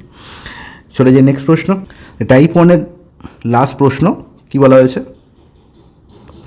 বলা হয়েছে কি দাদা, 5x - 2y by x - 2y is equal two 9/17। তো আমরা শিখে গেছি রেশিওকে আমরা ভগ্নাংশ হিসাবে লিখতে পারি। ওকে, তাহলে এবার আমি কি বলবো দাদা, আমি এখান থেকে x/y নির্ণয় করতে পারি খুব সহজে কোনাকুনি গুণ করে। এবার কোনাকুনি গুণ সাধারণত আমরা বাচ্চাবেলায় শিখতাম, যে স্টেপ বাই স্টেপ করতাম। এখন আমরা বড় হয়ে গেছি, আর স্টেপ বাই স্টেপ করবো না। বুঝে গেছি যে এখানে 17 গুণ করতে হবে, আর এখানে 9 গুণ হবে কার না x - 2y। এটা আমি মাইন্ডেই আমার হয়ে গেছে। তাহলে যখনই মাইন্ডে হয়ে গেছে, তাহলে 17 × 5x মানে হচ্ছে 85x, আর এখানে 9 × x হলে 9x, এখানে প্লাস ভ্যালু আছে, এপারে এলে মাইনাস হয়ে যাবে, তাহলে -9x ইজিক্যাল টু, দেখো এখানে এপারে কি দেখতে পাচ্ছি, -2y × 9 মানে -18y, আর এপারে দেখতে পাচ্ছি 2y আর 70 মানে হচ্ছে 34y, মাইনাস হচ্ছে ওপরে গেলে কী হবে প্লাস, তাহলে +34y। দ্যাটস ইট, হয়ে গেল। এবার 85 থেকে 9 বিয়োগ করলে 75 হয়, আর 34 থেকে 18 বিয়োগ করলে, 85 থেকে 9 বিয়োগ করলে কত 76 হয়, আর 34 - 18 হচ্ছে 16। তাহলে আমি ডাইরেক্ট বলতে পারি যে x/y, এপারে x আছে আর ওপার থেকে y এলো, তাহলে আলটিমেট এখানে y এর ভ্যালু কী ছিল না 16 ওপরে, আর নিচে কী হলো না এখানে 76।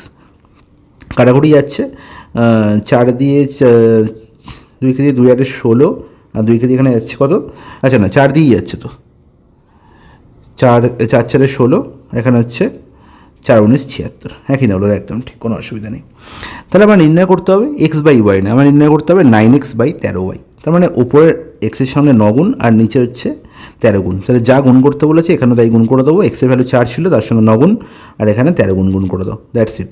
তাহলে 4 9 কত হয়ে গেল দাদা 36, আর 19 × 13 কী করে গুণ করবো, 19 × 13 গুণ করলে কী হবে না 7 হবে, আর নিচে ইউনিট ডিজিট 7 হচ্ছে, একমাত্র অপশান সিতেই আছে। তাহলে অপশান সি হবে কারেক্ট আনসার। গুণ করতেছে, তাহলে কী করবে, 19কে ভাববে 20 - 1, তাহলে 19 × 20 করলে কত, 13 × 20 করলে কত হয়, 13 × 20 করলে হচ্ছে 260, 260 থেকে 13 বিয়োগ করলে কত হবে 247। ওকে, এতটাই সহজে এই প্রশ্নটার আনসার করা যায়। 36/247 হয়ে যাবে কারেক্ট আনসার। আচ্ছা, এখানে আমরা টাইপ 1 শেষ করলাম, এবার আমরা চলে আসবো টাইপ 2-তে। টাইপ 2 যাকে আমরা বলে থাকি ABCD অফ দ্য রেশিও। ওকে, একদম রেশিওর বেসিক কনসেপ্টের উপর বেস করে যে প্রশ্নগুলো হয়ে থাকে সেই প্রশ্নগুলো সলভ করবো এই টাইপে। ওকে, দেখো প্রথম প্রশ্নে কী বলা হয়েছে, বলা হচ্ছে 4/5 of A is equal to the 2/5 of B। ওকে, তাহলে আমাকে নির্ণয় করতে হবে A/B, আমাকে কি নির্ণয় করতে হবে A/B নির্ণয় করতে হবে। এবার এই যে স্টেটমেন্টটি বলা হয়েছে, এই স্টেটমেন্টটির মানে কি, এই স্টেটমেন্টের মানে আমি বলতে পারি যে এর মানে জানি আমি কি গুণ। তার মানে এর 4/5 মানে হচ্ছে A × 4/5 ইজিক্যাল টু বলতে পারি B × 2/5, দ্যাটস ইট। ওকে, তাহলে আমার এখান থেকে A/B নির্ণয় করতে পারে। A/B মানে যা, A/B মানেও তাই। তোমরা এতক্ষণ এটা বুঝে গেছো। এবার দুদিক থেকে দেখতে পাচ্ছ 5 5 ক্যান্সেল আউট হচ্ছে, 2 2 4, আলটিমেট A/B কী হয়ে গেল না 1/2। তাহলে A/B কী হবে 1:2 হয়ে যাবে correct answer. Is it clear? জলের মতো পরিষ্কার, কোনো অসুবিধা নেই। নেক্সট প্রশ্ন দেখো, এই প্রশ্নের সলিউশন করার আগে তোমাদের একটি জিনিস জেনে রাখতে হবে, সেটা হচ্ছে কি না কম্পোনেন্ডো অ্যান্ড ডিভিডেন্ডো, যেটা হচ্ছে একটা রেশিও অ্যান্ড প্রপোর্শন চ্যাপ্টার, অনুপাত সমানুপাত চ্যাপ্টারের একটি স্পেশাল ফিচার। ওকে, যাকে আমরা বাংলায় যোগ ভাগও বলে থাকি, যোগ ভাগ। ওকে, এটার উল্টো ভাগযোগও হয়ে থাকে। আমি যোগ ভাগ জানবো, ভাগযোগ অটোমেটিক হয়ে যাবে। ওকে, যোগ ভাগ প্রক্রিয়া বা কম্পোনেন্ট ডিভিডেন্ডটা কী বলে, যদি আমাকে দুটো ইকুয়েশন বা দুটো রেশিও এরকম থাকে যে x/y ইজিক্যাল টু বলা থাকে পি বাই কিউ। ওকে, তাহলে আমি যোগভাগ প্রক্রিয়ায় বলতে পারি যে X plus Y by X minus Y equal to হচ্ছে কি P plus Q by P minus Q. এটাই হচ্ছে আমার যোগভাগ প্রক্রিয়ার মেন ফিচার। তাহলে কী করলাম খুব ভালো করে দেখবে, আমার কাছে একটি রেশিও বলা হয়েছে এক্স ইস টু ওয়াই বা এক্স বাই ওয়াই, আর একটা রেশিও বলা হয়েছে পি বাই কিউ, এবং এরা ইকুয়াল। যদি এটা হয় তাহলে আমি বলতে পারবো যে এক্স প্লাস ওয়াই মানে কি লবের সঙ্গে হরযোগ বাই লব মাইনাস হর ইজিক্যাল টু সেম কাজ আমি এদিকেও করবো, যেটা আমি যে পারফরমেন্স আমি এদিকেও করেছি সেম পারফরমেন্স আমি এদিকেও করবো, লবের সঙ্গে হরযোগ বাই লব থেকে হর বিয়োগ। ওকে, তাহলে এটাই হচ্ছে কম্পারেন্ট ও ডিভিডেন্ট প্রক্রিয়া। এবং এখানে আরেকটা জিনিস জেনে রাখা দরকার, যদি আমার কাছে এরকম দিয়ে দেয় যে এক্স প্লাস ওয়াই, আচ্ছা এক্স প্লাস ওয়াই দিয়ে আর বলছি না, যদি আমাকে এরকম দিয়ে দেয় যে M plus N by M minus N is equal to বলা থাকে যে বললো এ বাই বি, তাহলে এখান থেকে আমি direct M by N is equal to আমি বলতে পারি, তাহলে এখানে দেখো এম আর এনের যোগফল, নিচে দেখো এম আর এনের বিয়োগফল, তাহলে এখান থেকে আমি বলতে পারি যে এম অবশ্যই গ্রেটার দ্যান এন, এবং এম আর এনের রেশিও আমি বলতে পারি ডাইরেক্ট এখান থেকে যোগভাগ প্রক্রিয়া দিই যে A plus B by A minus B.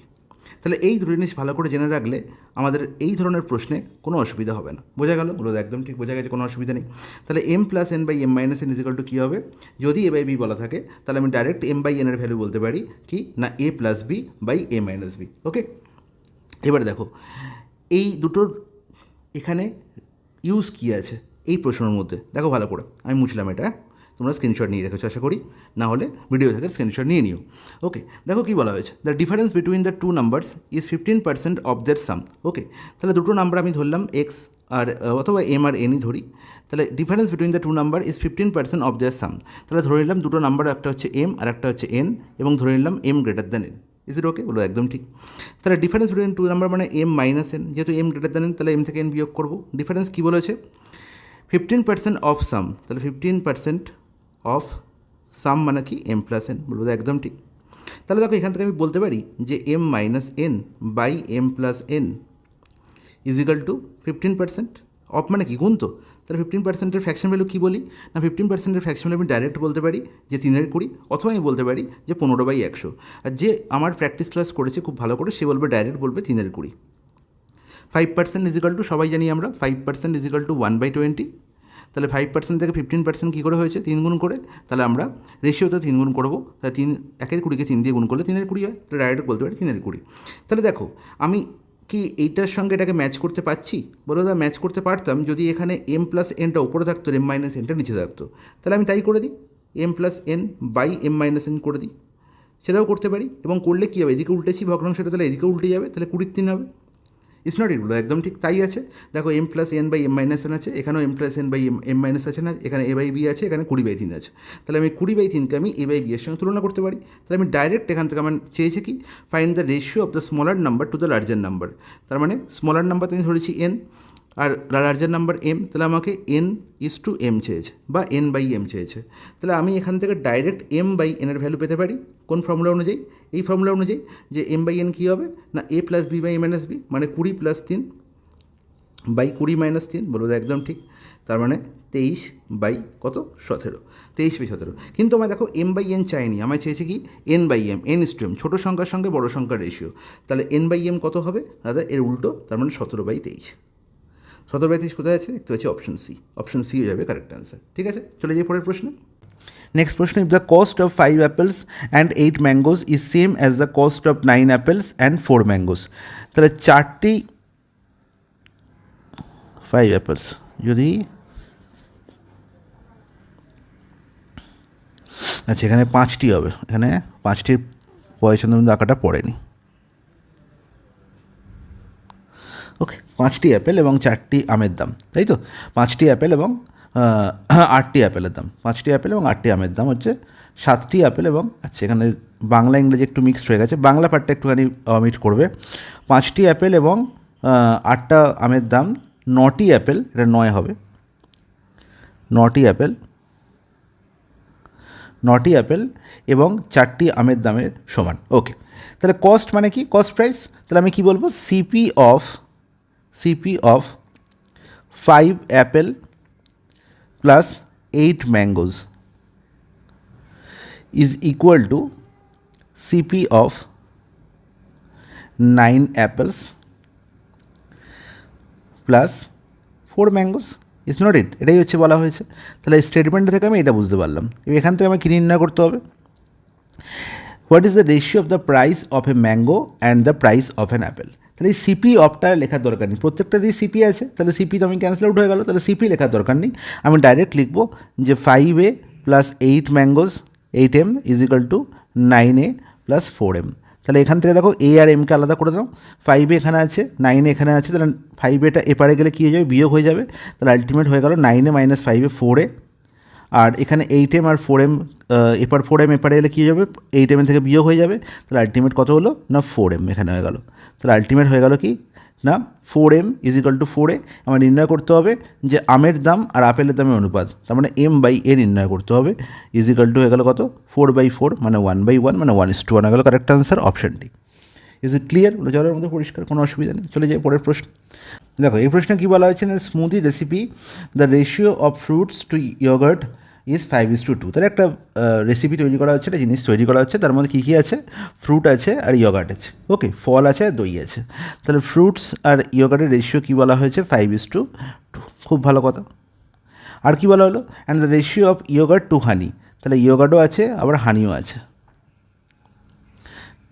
তাদের রেশিও কত বলা হয়েছে, 3:1। তাহলে what is the ratio of fruit to honey in the recipe. তাহলে ফ্রুটের সঙ্গে হানি মানে ফ্রুটের সঙ্গে হানির রেশিও নির্ণয় করতে হবে। আমরা এই কনসেপ্ট জানি যে বোথ রেসিপি দই ইয়োগার্ট হচ্ছে কি কমন, তাই তো। তাহলে ইয়োগার্ট যদি কমন হয় তাহলে ভ্যালুও কী হবে, রেশিওতে সমান হতে হবে। তাহলে এখানে দেখতে পাচ্ছি ইয়োগার্টের ভ্যালু কত 2, এখানে কত 3, তাহলে 2 আর 3কে ইকুয়াল করো, 2 আর 3 এলসিএম কত 6, তাহলে 2কে 6 করতে গেলে 3 দিয়ে গুণ, তাহলে রেশিও পুরোটাকে 3 দিয়ে গুণ করতে হবে, আর এখানে রেশিও পুরোটাকে 2 দিয়ে গুণ করতে হবে। তাহলে আলটিমেট এই রেশিওটি কত হয়ে গেল 15:6, আর এখানে হয়ে গেল 6:1। হ্যাঁ কি না বলো, একদম ঠিক। তাহলে আমাকে বলো ফ্রুট আর হানির রেশিও কত হবে। তাহলে ফ্রুটের ভ্যালু হচ্ছে 15 আর হানির ভ্যালু হচ্ছে সরি এখানে 1 নয় 2 হবে, 6:2 হবে। 2 দিয়ে দুটোকেই গুণ করতে হবে, হ্যাঁ কি না বলো, একদম ঠিক। তাহলে 15:2, অপশান বি হয়ে গেল কারেক্ট আনসার। নেক্সট প্রশ্ন বলছে 75% of the first number is equal two 60% of the second number. যখন এরকম প্রশ্ন থাকবে তাহলে আমাকে লিখতে হবে যে 75% of first number, okay, is equal two 60% of second number. এটা আমি তোমাদের বোঝানোর জন্য লিখছি, তোমরা কিন্তু পরীক্ষায় লিখবে না, তোমরা ডাইরেক্ট লিখবে কি দাদা 75% অফ মানে কি গুণ, আর এখানেও 75% দিয়ে গুণ আছে, এখানেও 65% দিয়ে গুণ আছে, আর পার্সেন্টেজ থেকে ফ্র্যাকশানে করতে গেলে নিচে কী হবে 100 আসবে, তাহলে এরও নিচে 100 আসবে, তাহলে এখানে তো আলটিমেট 100 ক্যান্সেল আউট হয়ে যাবে, তাহলে 100 না লিখে আমি ডাইরেক্ট পার্সেন্টেজ সাইনটাকে ক্যান্সেল আউট করে দেবো, তাহলে আর পার্সেন্টেজ সাইন লেখারই দরকার নেই, ওকে। তাহলে আমি একদম ডাইরেক্ট এই প্যাটার্নটা না লিখে, এই লাইনটা না লিখে আমি ডাইরেক্ট বলবো যে ফার্স্ট বাই সেকেন্ড মানে first number by second number is equal to nothing but 60/75, ঠিক আছে। সেকেন্ডের সঙ্গে যে লেগে আছে, সেকেন্ডের গায়ে যে নাম্বার সংখ্যাটা লেগে আছে সেটা বাই ফার্স্টের গায়ে যে সংখ্যাটা লেগে আছে সেটার রেশিওই হবে ফার্স্ট নাম্বার আর সেকেন্ড নাম্বারের রেশিও। তাহলে first by second is equal to কি 60/75। 15 দিয়ে কাটাকুটি যাচ্ছে, 15 4 60, 15 5 75, তাহলে 4:5 হয়ে গেল। Then what is the ratio of the first number to the first number and second number, তাহলে সেটাই জানতে চাইছি। তাহলে 4:5 direct answer option B, okay. এক লাইন আনসার, কোনো কিছু করারই দরকার নেই। নেক্সট প্রশ্ন, in a school there are total 560 students, খুব ভালো কথা। The ratio of boys and girls is 13:15। If 40 more boys gets admitted into the school, then what will be the new ratio of boys and girls? তাহলে ছাত্র আছে, boys আছে আর ছাত্রী আছে, girls আছে, রেশিও কী বলা হয়েছে 13:15, খুব ভালো কথা। তাহলে আমরা জানি যে এই লাইনটার মানে হচ্ছে যে যদি একটা স্কুলে 13 জন বালক থাকে এবং 15 জন বালিকা থাকে, তাহলে টোটাল স্টুডেন্ট কী হয়ে যাবে 13 + 15 28। তাহলে 28 জন টোটাল স্টুডেন্টের মধ্যে 13 জন হচ্ছে বয় এবং গার্লস হচ্ছে 15, ওকে। এবার এই 28টাই যদি 560 হয়ে যায় তাহলে সেটাই আমাকে মনে রাখতে হবে যে এখানে টোটাল নাম্বার বলা হয়েছে 560, তাহলে সেটাই যদি 560 হয়ে যায় তাহলে 28কে 20 গুণ করলে 560 হয়, মানে গার্লসও 20 গুণ হবে আর বয়েসও 20 গুণ হবে। তাহলে 15কে 20 গুণ করলে হবে 300 আর 13কে 20 গুণ করলে হবে 260। ইজ নট ইট, একদম ঠিক, কোনো অসুবিধা নেই। এবারে বলা হলো যে 40 more boys gets admitted, 40 জন যদি অ্যাডমিট হয় তাহলে আলটিমেট এখন বয়স সংখ্যা কত হয়ে গেল 300, আর গার্লস তো চেঞ্জ হয়নি, গার্লস তো সেমই রয়েছে, তাহলে 300:300 করলে কত হয় 1:1, তাহলে এখন বয়েজ আর গার্লসের রেশিও কত হয়ে গেল না 1:1, অপশান ডি হয়ে গেল correct answer. Is it clear? জলের মতো পরিষ্কার, কোনো অসুবিধা নেই। নেক্সট প্রশ্ন দেখো, এই প্রশ্নে কী বলা হয়েছে, 2 numbers are in the ratio 3:8. If 8 is added to each number, then the ratio becomes 1:2. If 4 is subtracted from each number, then the ratio will become. খুব ভালো কথা। তাহলে দেখো আলটিমেট আমি দেখতে পাচ্ছি একটা রেশিও বলা হয়েছে কী নাম্বারের না ফার্স্ট নাম্বার আর সেকেন্ড নাম্বারের রেশিও। ফার্স্ট নাম্বার আর সেকেন্ড নাম্বারের রেশিও বলা হয়েছে, রেশিও আলটিমেট বলা হয়েছে কত না 3:8। খুব ভালো কথা, কোনো অসুবিধা নেই। এবার বলা হলো যে প্রত্যেকটা নাম্বারের সঙ্গে 8 অ্যাড করা হলো এবং তারপরে যে রেশিওটা পেলাম সেটা হচ্ছে 1:2। তাহলে আলটিমেট ফাইনাল রেশিও হয়েছে 1:2। তাহলে প্রত্যেকটা নাম্বারের সঙ্গে 8 অ্যাড করা হয়েছে, মানে 3 থেকে 1-এরও যা গ্যাপ হওয়ার কথা 8 থেকে 2-এরও তাই গ্যাপ হওয়ার কথা, কিন্তু তা নেই। সেই গ্যাপ সমান করার জন্য এই ধরনের প্রশ্নের বেস্ট কনসেপ্ট হচ্ছে আগে ইন্ডিভিজুয়াল রেশিওর মধ্যে গ্যাপ সেম করো। মানে কি, এই রেশিওর মধ্যে গ্যাপ কত, দেখো 3 আর 8-এর মধ্যে গ্যাপ কত, 5-এর গ্যাপ, 8 - 3 করলে কত পাবো 5, আর 2 আর 1-এর মধ্যে গ্যাপ কত দাদা 1-এর গ্যাপ। তাহলে এই 5 আর 1কে সমান করতে হবে। তাহলে 5 আর 1কে সমান করা মানে হচ্ছে 5 আর 1-এর এলসিএম নির্ণয় করতে হবে। 5 আর 1-এর এলসিএম সবাই জানি 5, তাহলে আমাকে 1কে 5 বানাতে হবে। তাহলে 1কে 5 বানাতে গেলে আমার 5 দিয়ে গুণ করতে হবে। তাহলে একে 5 দিয়ে গুণ করা মানে রেশিওর প্রত্যেকটা টার্মকে 5 দিয়ে গুণ করা। তাহলে একেও 5 দিয়ে গুণ করো, একেও 5 দিয়ে গুণ করো। তাহলে আলটিমেট রেশিও কী হয়ে গেল 1:2 হয়ে গেল 5:10। ইজ নট ইট বলো, একদম ঠিক, কোনো অসুবিধা নেই। তাহলে 1:2 মানেও যা, আর 5:10 মানেও তাই, যাতে কোনো অসুবিধা নেই। তাহলে এবার দেখো 3 থেকে আমি 5-এ এসে গেছি, আর এখানে 8 থেকে 10-এ এসে গেছি। তাহলে আলটিমেট দেখো দুদিকেই কিন্তু সমান ইনক্রিজ হয়েছে। 3 থেকে 5 2 ইউনিটের ইনক্রিজ হয়েছে, 8 থেকে 10 এখানেও 2 ইউনিটের ইনক্রিজ হয়েছে। আর এই 2 ইউনিটের যে ইনক্রিজ হয়েছে সেটা অ্যাকচুয়াল ভ্যালু হচ্ছে 8। হ্যাঁ কি না বলো, একদম ঠিক, 8 ইজ অ্যাডেড। তাহলে 2 ইউনিটের ভ্যালু যদি 8 হয়, আমাকে নির্ণয় করতে হবে, দেখো ফাইনালি আলটিমেট ফার্স্ট নাম্বার আর সেকেন্ড নাম্বারটা কী ছিল 3 ইউনিট আর 8 ইউনিট। তাহলে বলো 2 ইউনিটের ভ্যালু যদি 8 হয়, তাহলে এখানে 2 থেকে 8 পৌঁছেছি মানে 4 গুণ করেছি। তাহলে রেশিওর প্রত্যেকটা টার্মকে 4 গুণ করলে আমি অ্যাকচুয়াল নাম্বার পেয়ে যাবো। তাহলে ফার্স্ট নাম্বার হয়ে গেল 3 × 4 12, আর সেকেন্ড নাম্বার কী হয়ে গেল 8 × 4 32। হ্যাঁ কি না বলো, একদম ঠিক, কোনো অসুবিধা নেই। তাহলে ফার্স্ট নাম্বার আর সেকেন্ড নাম্বার আমি পেয়ে গেলাম। ইজ ইট ক্লিয়ার বলো, জলের মতো পরিষ্কার। তাহলে এবার কী বলেছে, আমায় 4 সাবস্ট্রাক্ট করতে হবে দুটো নাম্বার থেকেই। তাহলে রেশিওটা কী হবে? তাহলে এবার বলো যে 12 থেকে 4 বিয়োগ করলে কত হবে? 12 থেকে 4 বিয়োগ করলে 8 হবে, আর 32 থেকে 4 বিয়োগ করলে কত হবে 28 হবে। বলো, তাহলে 8:28 হয়ে গেল আমার ফাইনাল রেশিও। এর আনসার চেয়েছে, কাটাকুটি করলে 4 দিয়ে 4 2 8, আর 4 7 28, তাহলে 2:7 হয়ে যাবে কারেক্ট অ্যান্সার। অপশান সি হয়ে গেল এই প্রশ্নের কারেক্ট অ্যান্সার। চলে যাই নেক্সট প্রশ্নে। আচ্ছা, নেক্সট প্রশ্ন কী বলা হয়েছে? নেক্সট প্রশ্ন দেখো কী বলা হয়েছে, 5m + n / 5m - n = 5/2, then what is the value of m:n। দেখো দারুণ একটা প্রশ্ন। এই কনসেপ্ট আমি একটু আগেই শিখিয়েছি তোমাদের, যে 5m + n / 5n - n = 5/2। তাহলে আমার এখানে দেখো তো ওপরে নিচে একই টার্ম আছে, এখানেও a + b, নিচে a - b। তাহলে আলটিমেট যোগভাগের গল্প নেই বলো, একদম ঠিক। তাহলে এখান থেকে আমি ডাইরেক্ট বলতে পারি যে 5m/n = 5 + 2 / 5 - 2। যে এটা বলতে পারবে তার লাইফ একদম ঝিঙ্গালালা, মেন্টস জিন্দেগি। 5 + 2 হচ্ছে 7, 5 - 2 হচ্ছে 3, তাহলে 7/3। তাহলে m/n এর ভ্যালু আমার নির্ণয় করতে হবে। 5m/n এর ভ্যালু পেয়ে গেছি কত 7/3। এবার বলো m/n নির্ণয় করার জন্য আমায় কী করতে হবে? এই 5টা ওপারে চলে গেলে কী হয়ে যাবে, ভাগ হয়ে যাবে। তাহলে 7 নিচে চলে যাবে, এখানে গুণে আছে ওপরে, তাহলে 7/3 × 1/5 হয়ে যাবে। 5/1টা 1/5 হয়ে উল্টে যাবে। তাহলে আলটিমেট 7/15 হয়ে গেল আমার কারেক্ট আনসার। এক লাইনে প্রশ্ন শেষ, অপশান বি হয়ে গেল প্রশ্নের সঠিক সমাধান। তাহলে m/n চেয়েছে, কোনো কোনো জায়গায় ডাইরেক্ট 5m:n চায়, ঠিক আছে, সেখানে বললে আমি ডাইরেক্ট এখানেই আনসার শেষ করে দিতাম 7/3। ওকে, বোঝা গেছে? বলো, খুব সুন্দর বোঝা গেছে, কোনো অসুবিধা নেই। নেক্সট প্রশ্ন বলছে 8,400 টাকা ডিভাইড করা হয়েছে পি, কিউ এবং আর এর মধ্যে ইন রেশিও 2/3:3:1/3। তাহলে আর এর ভ্যালু নির্ণয় করতে হবে। তাহলে আমাকে আলটিমেটলি এই প্রশ্নের মধ্যে কিছু নেই, এই প্রশ্নের মধ্যে আছে শুধু একটাই, যে রেশিওটাকে সিম্পলিফাইড করতে হবে। 2/3:3 3:1/3। তাহলে আমি দেখতে পাচ্ছি এই পুরো রেশিওটাকে সিম্পলিফাইড রেশিও করতে গেলে আমার ভগ্নাংশের হরকে অমিট করতে হবে। তাহলে হরকে অমিট করার জন্য আমি দেখতে পাচ্ছি হর এখানে 3, এখানে 3 আছে, তাহলে দুই জায়গায় দিয়ে 3 আছে, তাহলে এদের এলসিএম তো 3ই হবে। তাহলে আমি কী করবো, 3 দিয়ে সব কটা ভ্যালুকে গুণ করবো। তাহলে 2 এর 3কে 3 দিয়ে গুণ করলে 3 ক্যান্সেল আউট হয়ে যাবে, 3কে 3 দিয়ে গুণ করলে 9 হয়ে যাবে, আর 1 এর 3কে 3 দিয়ে গুণ করলে 3 ক্যান্সেল আউট হয়ে যাবে। তাহলে পড়ে রইল কি 2:9:1। তাহলে পি কিউআরের রেশিও 2:9:1 হয়ে গেল। তাহলে আলটিমেট এই লাইনটার মানে হচ্ছে যে যদি 9 আর 2 11 আর 1 12 টাকা টোটাল হতো, তাহলে তার মধ্যে পি এর কাছে 2 টাকা আসতো, কিউ এর কাছে 9 টাকা আসতো এবং আর এর কাছে 1 টাকা আসতো। কিন্তু 12-র ভ্যালু বলা হয়েছে কত প্রশ্নে, 8,400 টাকা। হ্যাঁ কি না বলো, একদম ঠিক, কোনো অসুবিধা নেই। তাহলে নির্ণয় করতে হবে আর এর শেয়ার। তাহলে আর এর শেয়ার মানে 1-এর ভ্যালু। তাহলে 12 থেকে 8,400 কত গুণ, 700, 7-12-84। তার মানে 1-এর ভ্যালু কত হবে, 1 × 700, 700।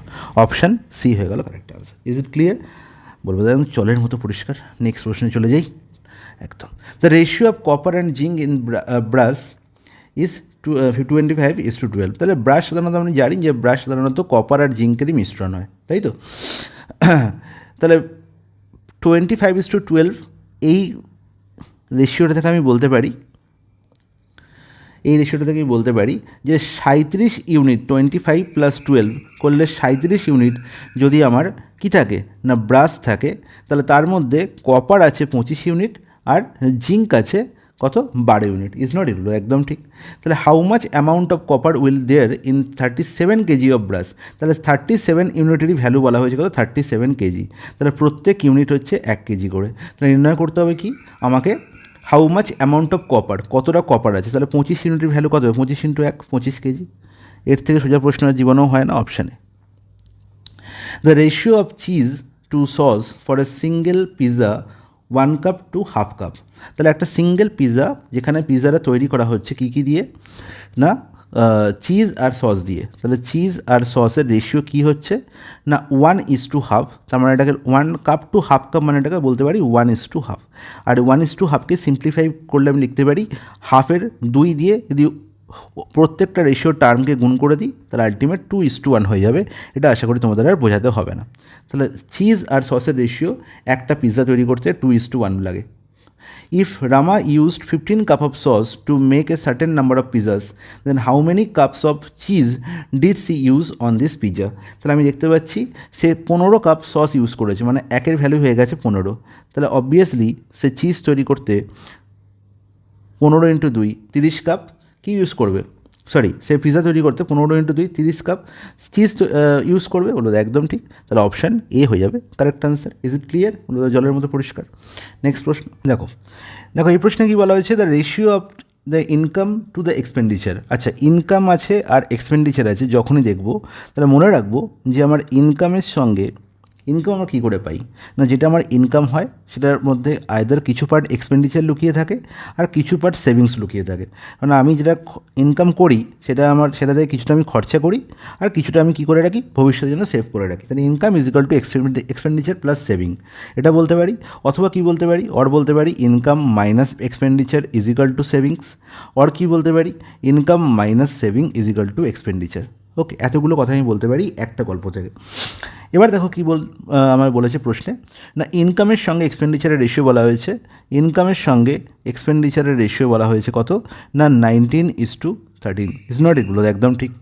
ইফ দ্য ফ্যামিলি এক্সপেন্সেস আর 29,500।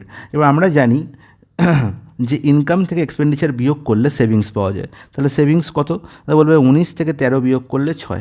তাহলে যখন 19 ইউনিট সে ইনকাম করছে, তার মধ্যে 13 ইউনিট সে এক্সপেন্ডিচার করছে, তাহলে সেভিংস হবে কি 19 - 13 6। বলবো একদম ঠিক, কোনো অসুবিধা নেই। আমাকে বলা দেওয়া হয়েছে যে ফ্যামিলিস এক্সপেন্সেস আর 29,510। তাহলে 13-র ভ্যালু বলা হয়েছে কত 29,510। Is it clear? বলবো জলের মতো পরিষ্কার। Find the saving of family, মানে 6-এর ভ্যালু ডাইরেক্ট নির্ণয় করবো, ব্যাস তাহলেই গল্প শেষ। ওকে, তাহলে বলো 13-র ভ্যালু যদি 29,510 হয়, তাহলে 6-এর ভ্যালু কী হবে? তাহলে 6-এর ভ্যালু যেটা হবে সেটা অবশ্যই 6-এর পুরোপুরি গুণিতক হবে। সে 6-এর পুরোপুরি গুণিতক মানে হচ্ছে সেটা 3-এরও গুণিতক। তাহলে আমি দেখতে পাচ্ছি 3-এর মাল্টিপল কে আছে, দেখি 3-এর মাল্টিপল কে আছে, দেখি 3-এর ডিভিসিবিলিটি চেক করে কী করে, ডিজিটগুলোর সাম যদি 3 দিয়ে ভাগ যায়, তাহলে 6 আর 3 9 আর 2 11 আর 1 12, এই 3-এর মাল্টিপল হচ্ছে কোনো ব্যাপার নয়, তোমরা এটা আনসার হতে পারে। আর কি দেখতে পাচ্ছি পরেরটা 3 5 15 একে 16 এ হতে পারে না, 4 3 4 12 একে 13 এ হতে পারে না, 2 2 4 4 4 8 একে 9 এও হতে পারে। বেশ গন্ডগোল হয়ে গেল। তাহলে এবার দেখতে পাচ্ছি আর তো কোনো উপায় নেই, তাহলে আমায় করেই দেখতে হবে। ওকে, তো চলো করে দেখি। আচ্ছা 2 দিয়েও মাল্টিপল মানে 6 দিয়েও মাল্টিপল। ওকে, তাহলে 13 এখানে কত গুণ হয়েছে? 13 দুগুণে 26, দুগুণ 26 হচ্ছে এখানে কত 35, 13 দুগুণে আবার 26, 26 হচ্ছে কত গেল 9 91 7 13 91, তাহলে 2270। তাহলে 6কে 2270 গুণ করলে এটা হবে, সেটাই হবে আমার কারেক্ট আনসার। তাহলে 0 6 7 42 2 হাতে 4 22 6 132 আর 4 136 13620 কোথায় আছে? অপশানে। তাহলে অপশান এ হয়ে গেল correct answer. Is it clear? জলের মতো পরিষ্কার। The ratio of income of Anil and Bikash, আবার একটা ইনকাম এক্সপেন্ডিচারের প্রশ্ন। অনিল আর বিকাশের কী বলা হয়েছে? ইনকামের রেশিও কত? 8:5। খুব ভালো কথা। If Vikas gets rupees 3,000 less than Anil, then what is the total income of Anil and Vikas? আজ প্রশ্নের মধ্যে কিছুই নেই, তাহলে আলটিমেট দেখতে পাচ্ছি অনিল আর বিকাশের ইনকামের রেশিও 8:5 বলা হয়েছে। বলছে বিকাশ 3,000 টাকা কম পায় অনিলের থেকে। তাহলে দেখতে পাচ্ছি এখানে এই রেশিও থেকে কী দেখতে পাচ্ছি, যেখানে অনিল পাচ্ছে 8 ইউনিট, সেখানে বিকাশ পাচ্ছে 5 ইউনিট। তাহলে আলটিমেট এখানে দেখতে পাচ্ছি 3 ইউনিট সে কম পাচ্ছে, 8 - 5 3 ইউনিট কম পাচ্ছে। কে 3 ইউনিট কম পাচ্ছে? বিকাশ। ওকে, আর সেই 3-এর ভ্যালু বলা হয়েছে কত? 3,000 টাকা। হ্যাঁ কি না বলো? একদম ঠিক, কোনো অসুবিধা নেই। 3-এর ভ্যালু যদি 3,000 হয়, আমি আলটিমেট 1000 গুণ করতে পারছি। তারা নির্ণয় করতে হবে কি, what is the total income of Anil and Bikash. তাহলে তোমরা এখান থেকে 3-এর ভ্যালু নির্ণয় করার পর 5-এর ভ্যালু 8-এর ভ্যালু নির্ণয় করতে যাবে না, তোমরা এখান থেকে ডাইরেক্ট বলবে যে 8 আর 5-এর টোটাল সাম হচ্ছে 13, তাই তো? হ্যাঁ কি না? যখন এ 8 ইউনিট পাচ্ছে, অনিল 8 ইউনিট পাচ্ছে, তখন বিকাশ 5 ইউনিট পাচ্ছে, টোটাল তারা কত পাচ্ছে? 13 ইউনিট পাচ্ছে। তাহলে 3-এর ভ্যালু যদি 3,000 হয়, তাহলে 13-এর ভ্যালু কত হবে? 13,000। একদম ডাইরেক্ট আনসার নির্ণয় করবে, 8,000 + 5,000 যোগ করার কোনো দরকার নেই। 13,000 দেখতে পাচ্ছি কোথায়? অপশান বিতে। নেক্সট প্রশ্ন, 2 numbers are in the ratio 8:9. If the sum of the 2 numbers is 102, then what is the difference between the 2 numbers? একই কনসেপ্ট। তাহলে দুটো নাম্বারের রেশিও বলা হয়েছে 8:9। ওকে, এবার কী বলা হয়েছে? সাম অফ দ্য 2 নাম্বার 102। তাহলে দেখতে পাচ্ছি এখানে রেশিওর মধ্যে দুটো সংখ্যার যোগফল কত? 17। 17-এর ভ্যালু কত বলা হয়েছে? 102। হ্যাঁ কি না বলো? একদম ঠিক। তাহলে 17 ভ্যালু যদি 102 হয়, তাহলে নির্ণয় করতে হবে ডিফারেন্স বিটুইন দ্য 2 নাম্বার। তাহলে ডিফারেন্স কত? 58 নাম্বার ডিফারেন্স হচ্ছে 1, 9 - 8 করলে। তাহলে 17 ভ্যালু 102 হলে 1-এর ভ্যালু কত হবে? 102/17 মানে কত গুণ, এটাই বার করতে হবে। 17-এর কত গুণ করলে 102 হয়? তাহলে 17কে 6 গুণ করলে, তাই তো? তাহলে 1-এর ভ্যালু কত হবে? তাহলে 6 হবে। অপশান ডি হয়ে গেল কারেক্ট আনসার। এটাই হচ্ছে আমার একদম বেস্ট অ্যাপ্রোচ। কখনোই আমি 8-এর ভ্যালু 9-এর ভ্যালু আলাদা করে নির্ণয় করবো না। Is it clear? একদম ঠিক, কোনো অসুবিধা নেই। নেক্সট প্রশ্ন চলে যাই। এবার যে প্রশ্নটা তোমরা দেখতে পাচ্ছ, এটা একটা অসাধারণ কনসেপ্ট।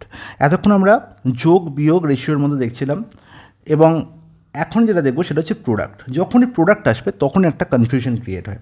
দেখো, ratio of the 2 number is 3:5। দুটো নাম্বারের রেশিও, ফার্স্ট নাম্বার আর সেকেন্ড নাম্বার রেশিও বলা হয়েছে কত? 3:5। এবার যখনই বলা হলো যে এদের প্রোডাক্ট হচ্ছে 3375, তুমি কী করবে?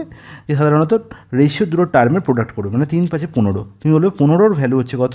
3375। এখানেই হয়ে যাবে প্রবলেম, 3375। তাহলে নির্ণয় করতে হবে কি, what is the some of the both numbers, মানে হচ্ছে 3 আর 5-এর যোগফল কত? 8। তুমি বলবে 8-এর ভ্যালু কত হবে? তাহলে 15-র ভ্যালু 3375, এই লেখাটাই হচ্ছে সম্পূর্ণ ভুল। ঠিক আছে, এই লেখাটা হচ্ছে সম্পূর্ণ ভুল। মনে রাখবো, যখন আমি গুণ করছি রেশিও, আমরা কি রেশিও যখনই দেখি আমরা রেশিও আমরা কী ভাবি, যে ফার্স্ট নাম্বার যদি 3x হয় বা 3k হয়, তাহলে সেকেন্ড নাম্বার হচ্ছে 5k। রেশিও থেকে আমরা এটাই বলতে পারি যে ফার্স্ট নাম্বার আর সেকেন্ড নাম্বার রেশিও 3:5, মানে ফার্স্ট নাম্বারের ভ্যালু 3k হবে আর সেকেন্ড নাম্বারের ভ্যালু 5k হবে। 3 ইন্টু একটা কনস্ট্যান্ট টার্ম থাকবে। এবার যখন এদের গুণ করবো, তাহলে 3 5 15k স্কোয়ার হয়ে যাবে, 15k স্কোয়ার হয়ে যাবে। ঠিক আছে, তাহলে 15k স্কোয়ারের ভ্যালু হবে, 15k স্কোয়ারের ভ্যালু হবে কত? না 3375। হ্যাঁ কি না বলবো? একদম ঠিক। এবার যখন আমি এখানে কে স্কোয়ারের ভ্যালু নির্ণয় করব, তাহলে সেখানে হচ্ছে 3375/15। ওকে, তাহলে যদি আমি 3 5 15, এই 15 = 3375 লিখি, তার মানে আলটিমেট এখানে 15 একটা কে স্কোয়ার আছে, সেটা মাথায় রাখতে হবে। তাহলে এখানে যখন আমি 1 ইউনিটের ভ্যালু নির্ণয় করতে যাব না, এই 1 ইউনিট আলটিমেট কিন্তু নির্ণয় করার জন্য আমি কে স্কোয়ার থেকে আমি 1 মানে কি? 1 মানে হচ্ছে কে, এই 1 মানে হচ্ছে কে, আমরা সাধারণত সরকারি চাকরির পরীক্ষায় এই কে 1 ধরে নিই। তাহলে এখানে তো কে স্কোয়ারের ভ্যালু বেরোচ্ছে, তাহলে কে স্কোয়ার থেকে আমার কে এর ভ্যালু আনতে গেলে কী করতে হবে না 3375/15 এর বর্গমূল করতে হবে। ঠিক আছে, তাহলে যখন আমি 15-র ভ্যালু 3375 লিখছি, সেখান থেকে 1-এর ভ্যালু আমি 3375/15 করব তা নয়, কিন্তু আমি যখনই 1-এর ভ্যালু নির্ণয় করব তখন আমি কী করে দেবো, এর রুট করব, 3375/15 এর বর্গমূল করতে হবে, তবেই কিন্তু আমি 1 ইউনিটের ভ্যালু পাবো। ওকে, তার মানে 15 কে স্কোয়ার কিন্তু এখানে আছে, গুণের সময় এটা আমার মাথায় রাখতে হবে, এটা সবসময় কিন্তু আমার মাথায় রাখতে হবে, তবেই কিন্তু মাথায় আসবে যে 15-র ভ্যালু 3375, মানে 1-এর ভ্যালু হবে 3375/15 এর বর্গমূল। ওকে, তাহলে এবার তো কাটাকুটি হচ্ছে, 15 এখানে দেখতে পাচ্ছি, 15 দুগুণে 30, 37 মানে হচ্ছে 15 দুগুণে আবার 30, 15×5 75, মানে 225। 225-এর রুট করলে কত হয় 15, আমরা জানি 15 স্কোয়ার 225 হয়, তার মানে 1 ইউনিটের ভ্যালু কত হয়ে গেল না 15 হয়ে গেল। Is it clear? আমার 8 ইউনিটের ভ্যালু কত হবে, 8 × 15, দ্যাট ইজ হচ্ছে 120। যখন আমরা যোগ করছি তখন দেখো 3K + 5K 8K, এখানে কেই থাকছে, কে স্কোয়ার আসছে না, কিন্তু গুণের সময় কিন্তু কে স্কোয়ার হয়ে যাচ্ছে, তাই মাথায় রাখতে হবে যে গুণের সময় কিন্তু আমাকে 1 ইউনিটের ভ্যালু নির্ণয় করার জন্য আমাকে ভাগ করে রুট করতে হবে, বর্গমূল করতে হবে। ওকে, এবার এই প্রশ্নটা আমি কিছু না করেও করতে পারতাম, 120 হচ্ছে আমার কারেক্ট আনসার। আমাকে 8 ইউনিটের ভ্যালু নির্ণয় করতে হবে, মানে যেটা আনসার হবে সে 8-এর মাল্টিপল হবে, বা সেই সংখ্যাটা 8 দিয়ে পুরোপুরি ভাগ যাবে। 75 8 দিয়ে ভাগ যায়, যায় না। 90 8 দিয়ে ভাগ যায়, যায় না। 135 8 দিয়ে ভাগ যায়, যায় না। একমাত্র 120 8 দিয়ে ভাগ যায়, 120 আসবে কারেক্ট আনসার। কোনো কিছু অঙ্ক এত কিছু করারই দরকার ছিল না। ওকে, এটা জাস্ট তোমাদের বোঝানোর জন্য করালাম। ঠিক আছে, পরীক্ষা হলে যখন এই কনসেপ্টটা দেখব তখন আমি দেখে নেবো যে এখানে 8-এর ভ্যালু চেয়েছে, যদি 8-এর গুণিতক মানে যে সংখ্যাটা আনসার হবে সেটা 8-এর গুণিতক হবে, তার মানে সেটা 8 দিয়ে পুরোপুরি ভাগ যাবে। তাহলে 8-এর ডিভিজিবিলিটি যদি চেক করে দেখি, তাহলে যদি 4টে অপশানের মধ্যে 3টে অপশান অমিট হয়ে যায়, তাহলে ডাইরেক্ট একটা অপশান পড়ে থাকে, তাহলে আমার বাকি কাজ করার দরকারই নেই। ঠিক আছে, তারপরে যদি দেখি না 2-3টে অপশান আমার, দুটো অপশান আমার ম্যাচ করছে না, দুটো অপশান 8 দিয়ে ভাগ যাচ্ছে, তখন আমি অঙ্কটা করে দেখব। তখন প্রসেস হচ্ছে এটা যে first number second number ratio বলা হয়েছে, সেখান থেকে 15K স্কোয়ারের ভ্যালু, এই কে স্কোয়ার গুণ ফলের সময় 15K স্কোয়ারের ভ্যালু নির্ণয় করছি, তার মানে 15 1-এর ভ্যালু কী হবে না 3375/15 এর বর্গমূল। ঠিক আছে, ব্যাস।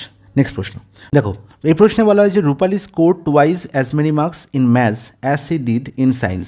এই কথাটার মানে হচ্ছে, যদি আমার শুধু ইংলিশটা থাকতো তাহলে আমি বলতাম, এখানে বাংলাটা আছে বলে তোমার সোজা হয়ে গেল ব্যাপারটা। এর মানে হচ্ছে সে সায়েন্সে যত নাম্বার পেয়েছে, ঠিক আছে, as she did in maths যত নাম্বার পেয়েছে, ম্যাথসে তার টুয়াইস নাম্বার পেয়েছে, twice as many marks in maths. ঠিক আছে, তার মানে যদি সায়েন্সে সে 1 নাম্বার পেয়ে থাকে, তাহলে ম্যাথসে সে পাচ্ছে তার দুগুণ মানে 2 নাম্বার। তাহলে সায়েন্সে আর ম্যাথসে প্রাপ্ত নাম্বারের রেশিও 1:2 হয়ে গেল। Is it clear? বলো, জলের মতো পরিষ্কার। আর total marks in maths, science and computer is 234। তাহলে এখানে কিন্তু আরেকটা সাবজেক্ট আছে, সেটা হচ্ছে কম্পিউটার। তাহলে কম্পিউটারের সঙ্গে আবার বলা হয়েছে ইফ দ্য রেশিও অফ আর marks in the maths and computer is 4:3। ম্যাথসের সঙ্গে আবার কম্পিউটারের রেশিও হচ্ছে 4:3। ওকে, তাহলে নির্ণয় করতে হবে রূপালির মার্কস ম্যাথসে কত। তাহলে আমি দেখতে পাচ্ছি দুটো রেশিওকে আমি একটা রেশিও, সিঙ্গেল রেশিও তৈরি করতে চাই, তাহলে এই দুটো রেশিওতে কমন পার্টকে না ম্যাথস, তাহলে ম্যাথসকে ইকুয়াল করো। তাহলে এখানে 4 আছে, এখানে 2 আছে, 2কে 4 করতে গেলে 2 দিয়ে গুণ করতে হবে, তাহলে একেও 2 দিয়ে গুণ করতে হবে। তাহলে আলটিমেট 2:4:3 হয়ে গেল সায়েন্স, ম্যাথস আর কম্পিউটারে পাওয়া, সায়েন্স, ম্যাথস এবং কম্পিউটারে পাওয়া টোটাল নাম্বারের রেশিও। ওকে, তাহলে টোটাল নাম্বার কত এখানে 4 আর 3 7 আর 2 9, তাহলে 9-এর ভ্যালু তো এখানে কত বলা 234 না? বোধ একদম ঠিক। 4-এর ভ্যালু নির্ণয় করতে হবে। ওকে, তাহলে দেখো 9-এর ভ্যালু 234, 4-এর ভ্যালু কত, 4-এর ভ্যালু কত, 9-তে কত গুণ হচ্ছে এখানে, 9 2 18, 18 9 6 54, 26 গুণ। তাহলে 4কে 26 গুণ করলে কত হবে না দাদা 104।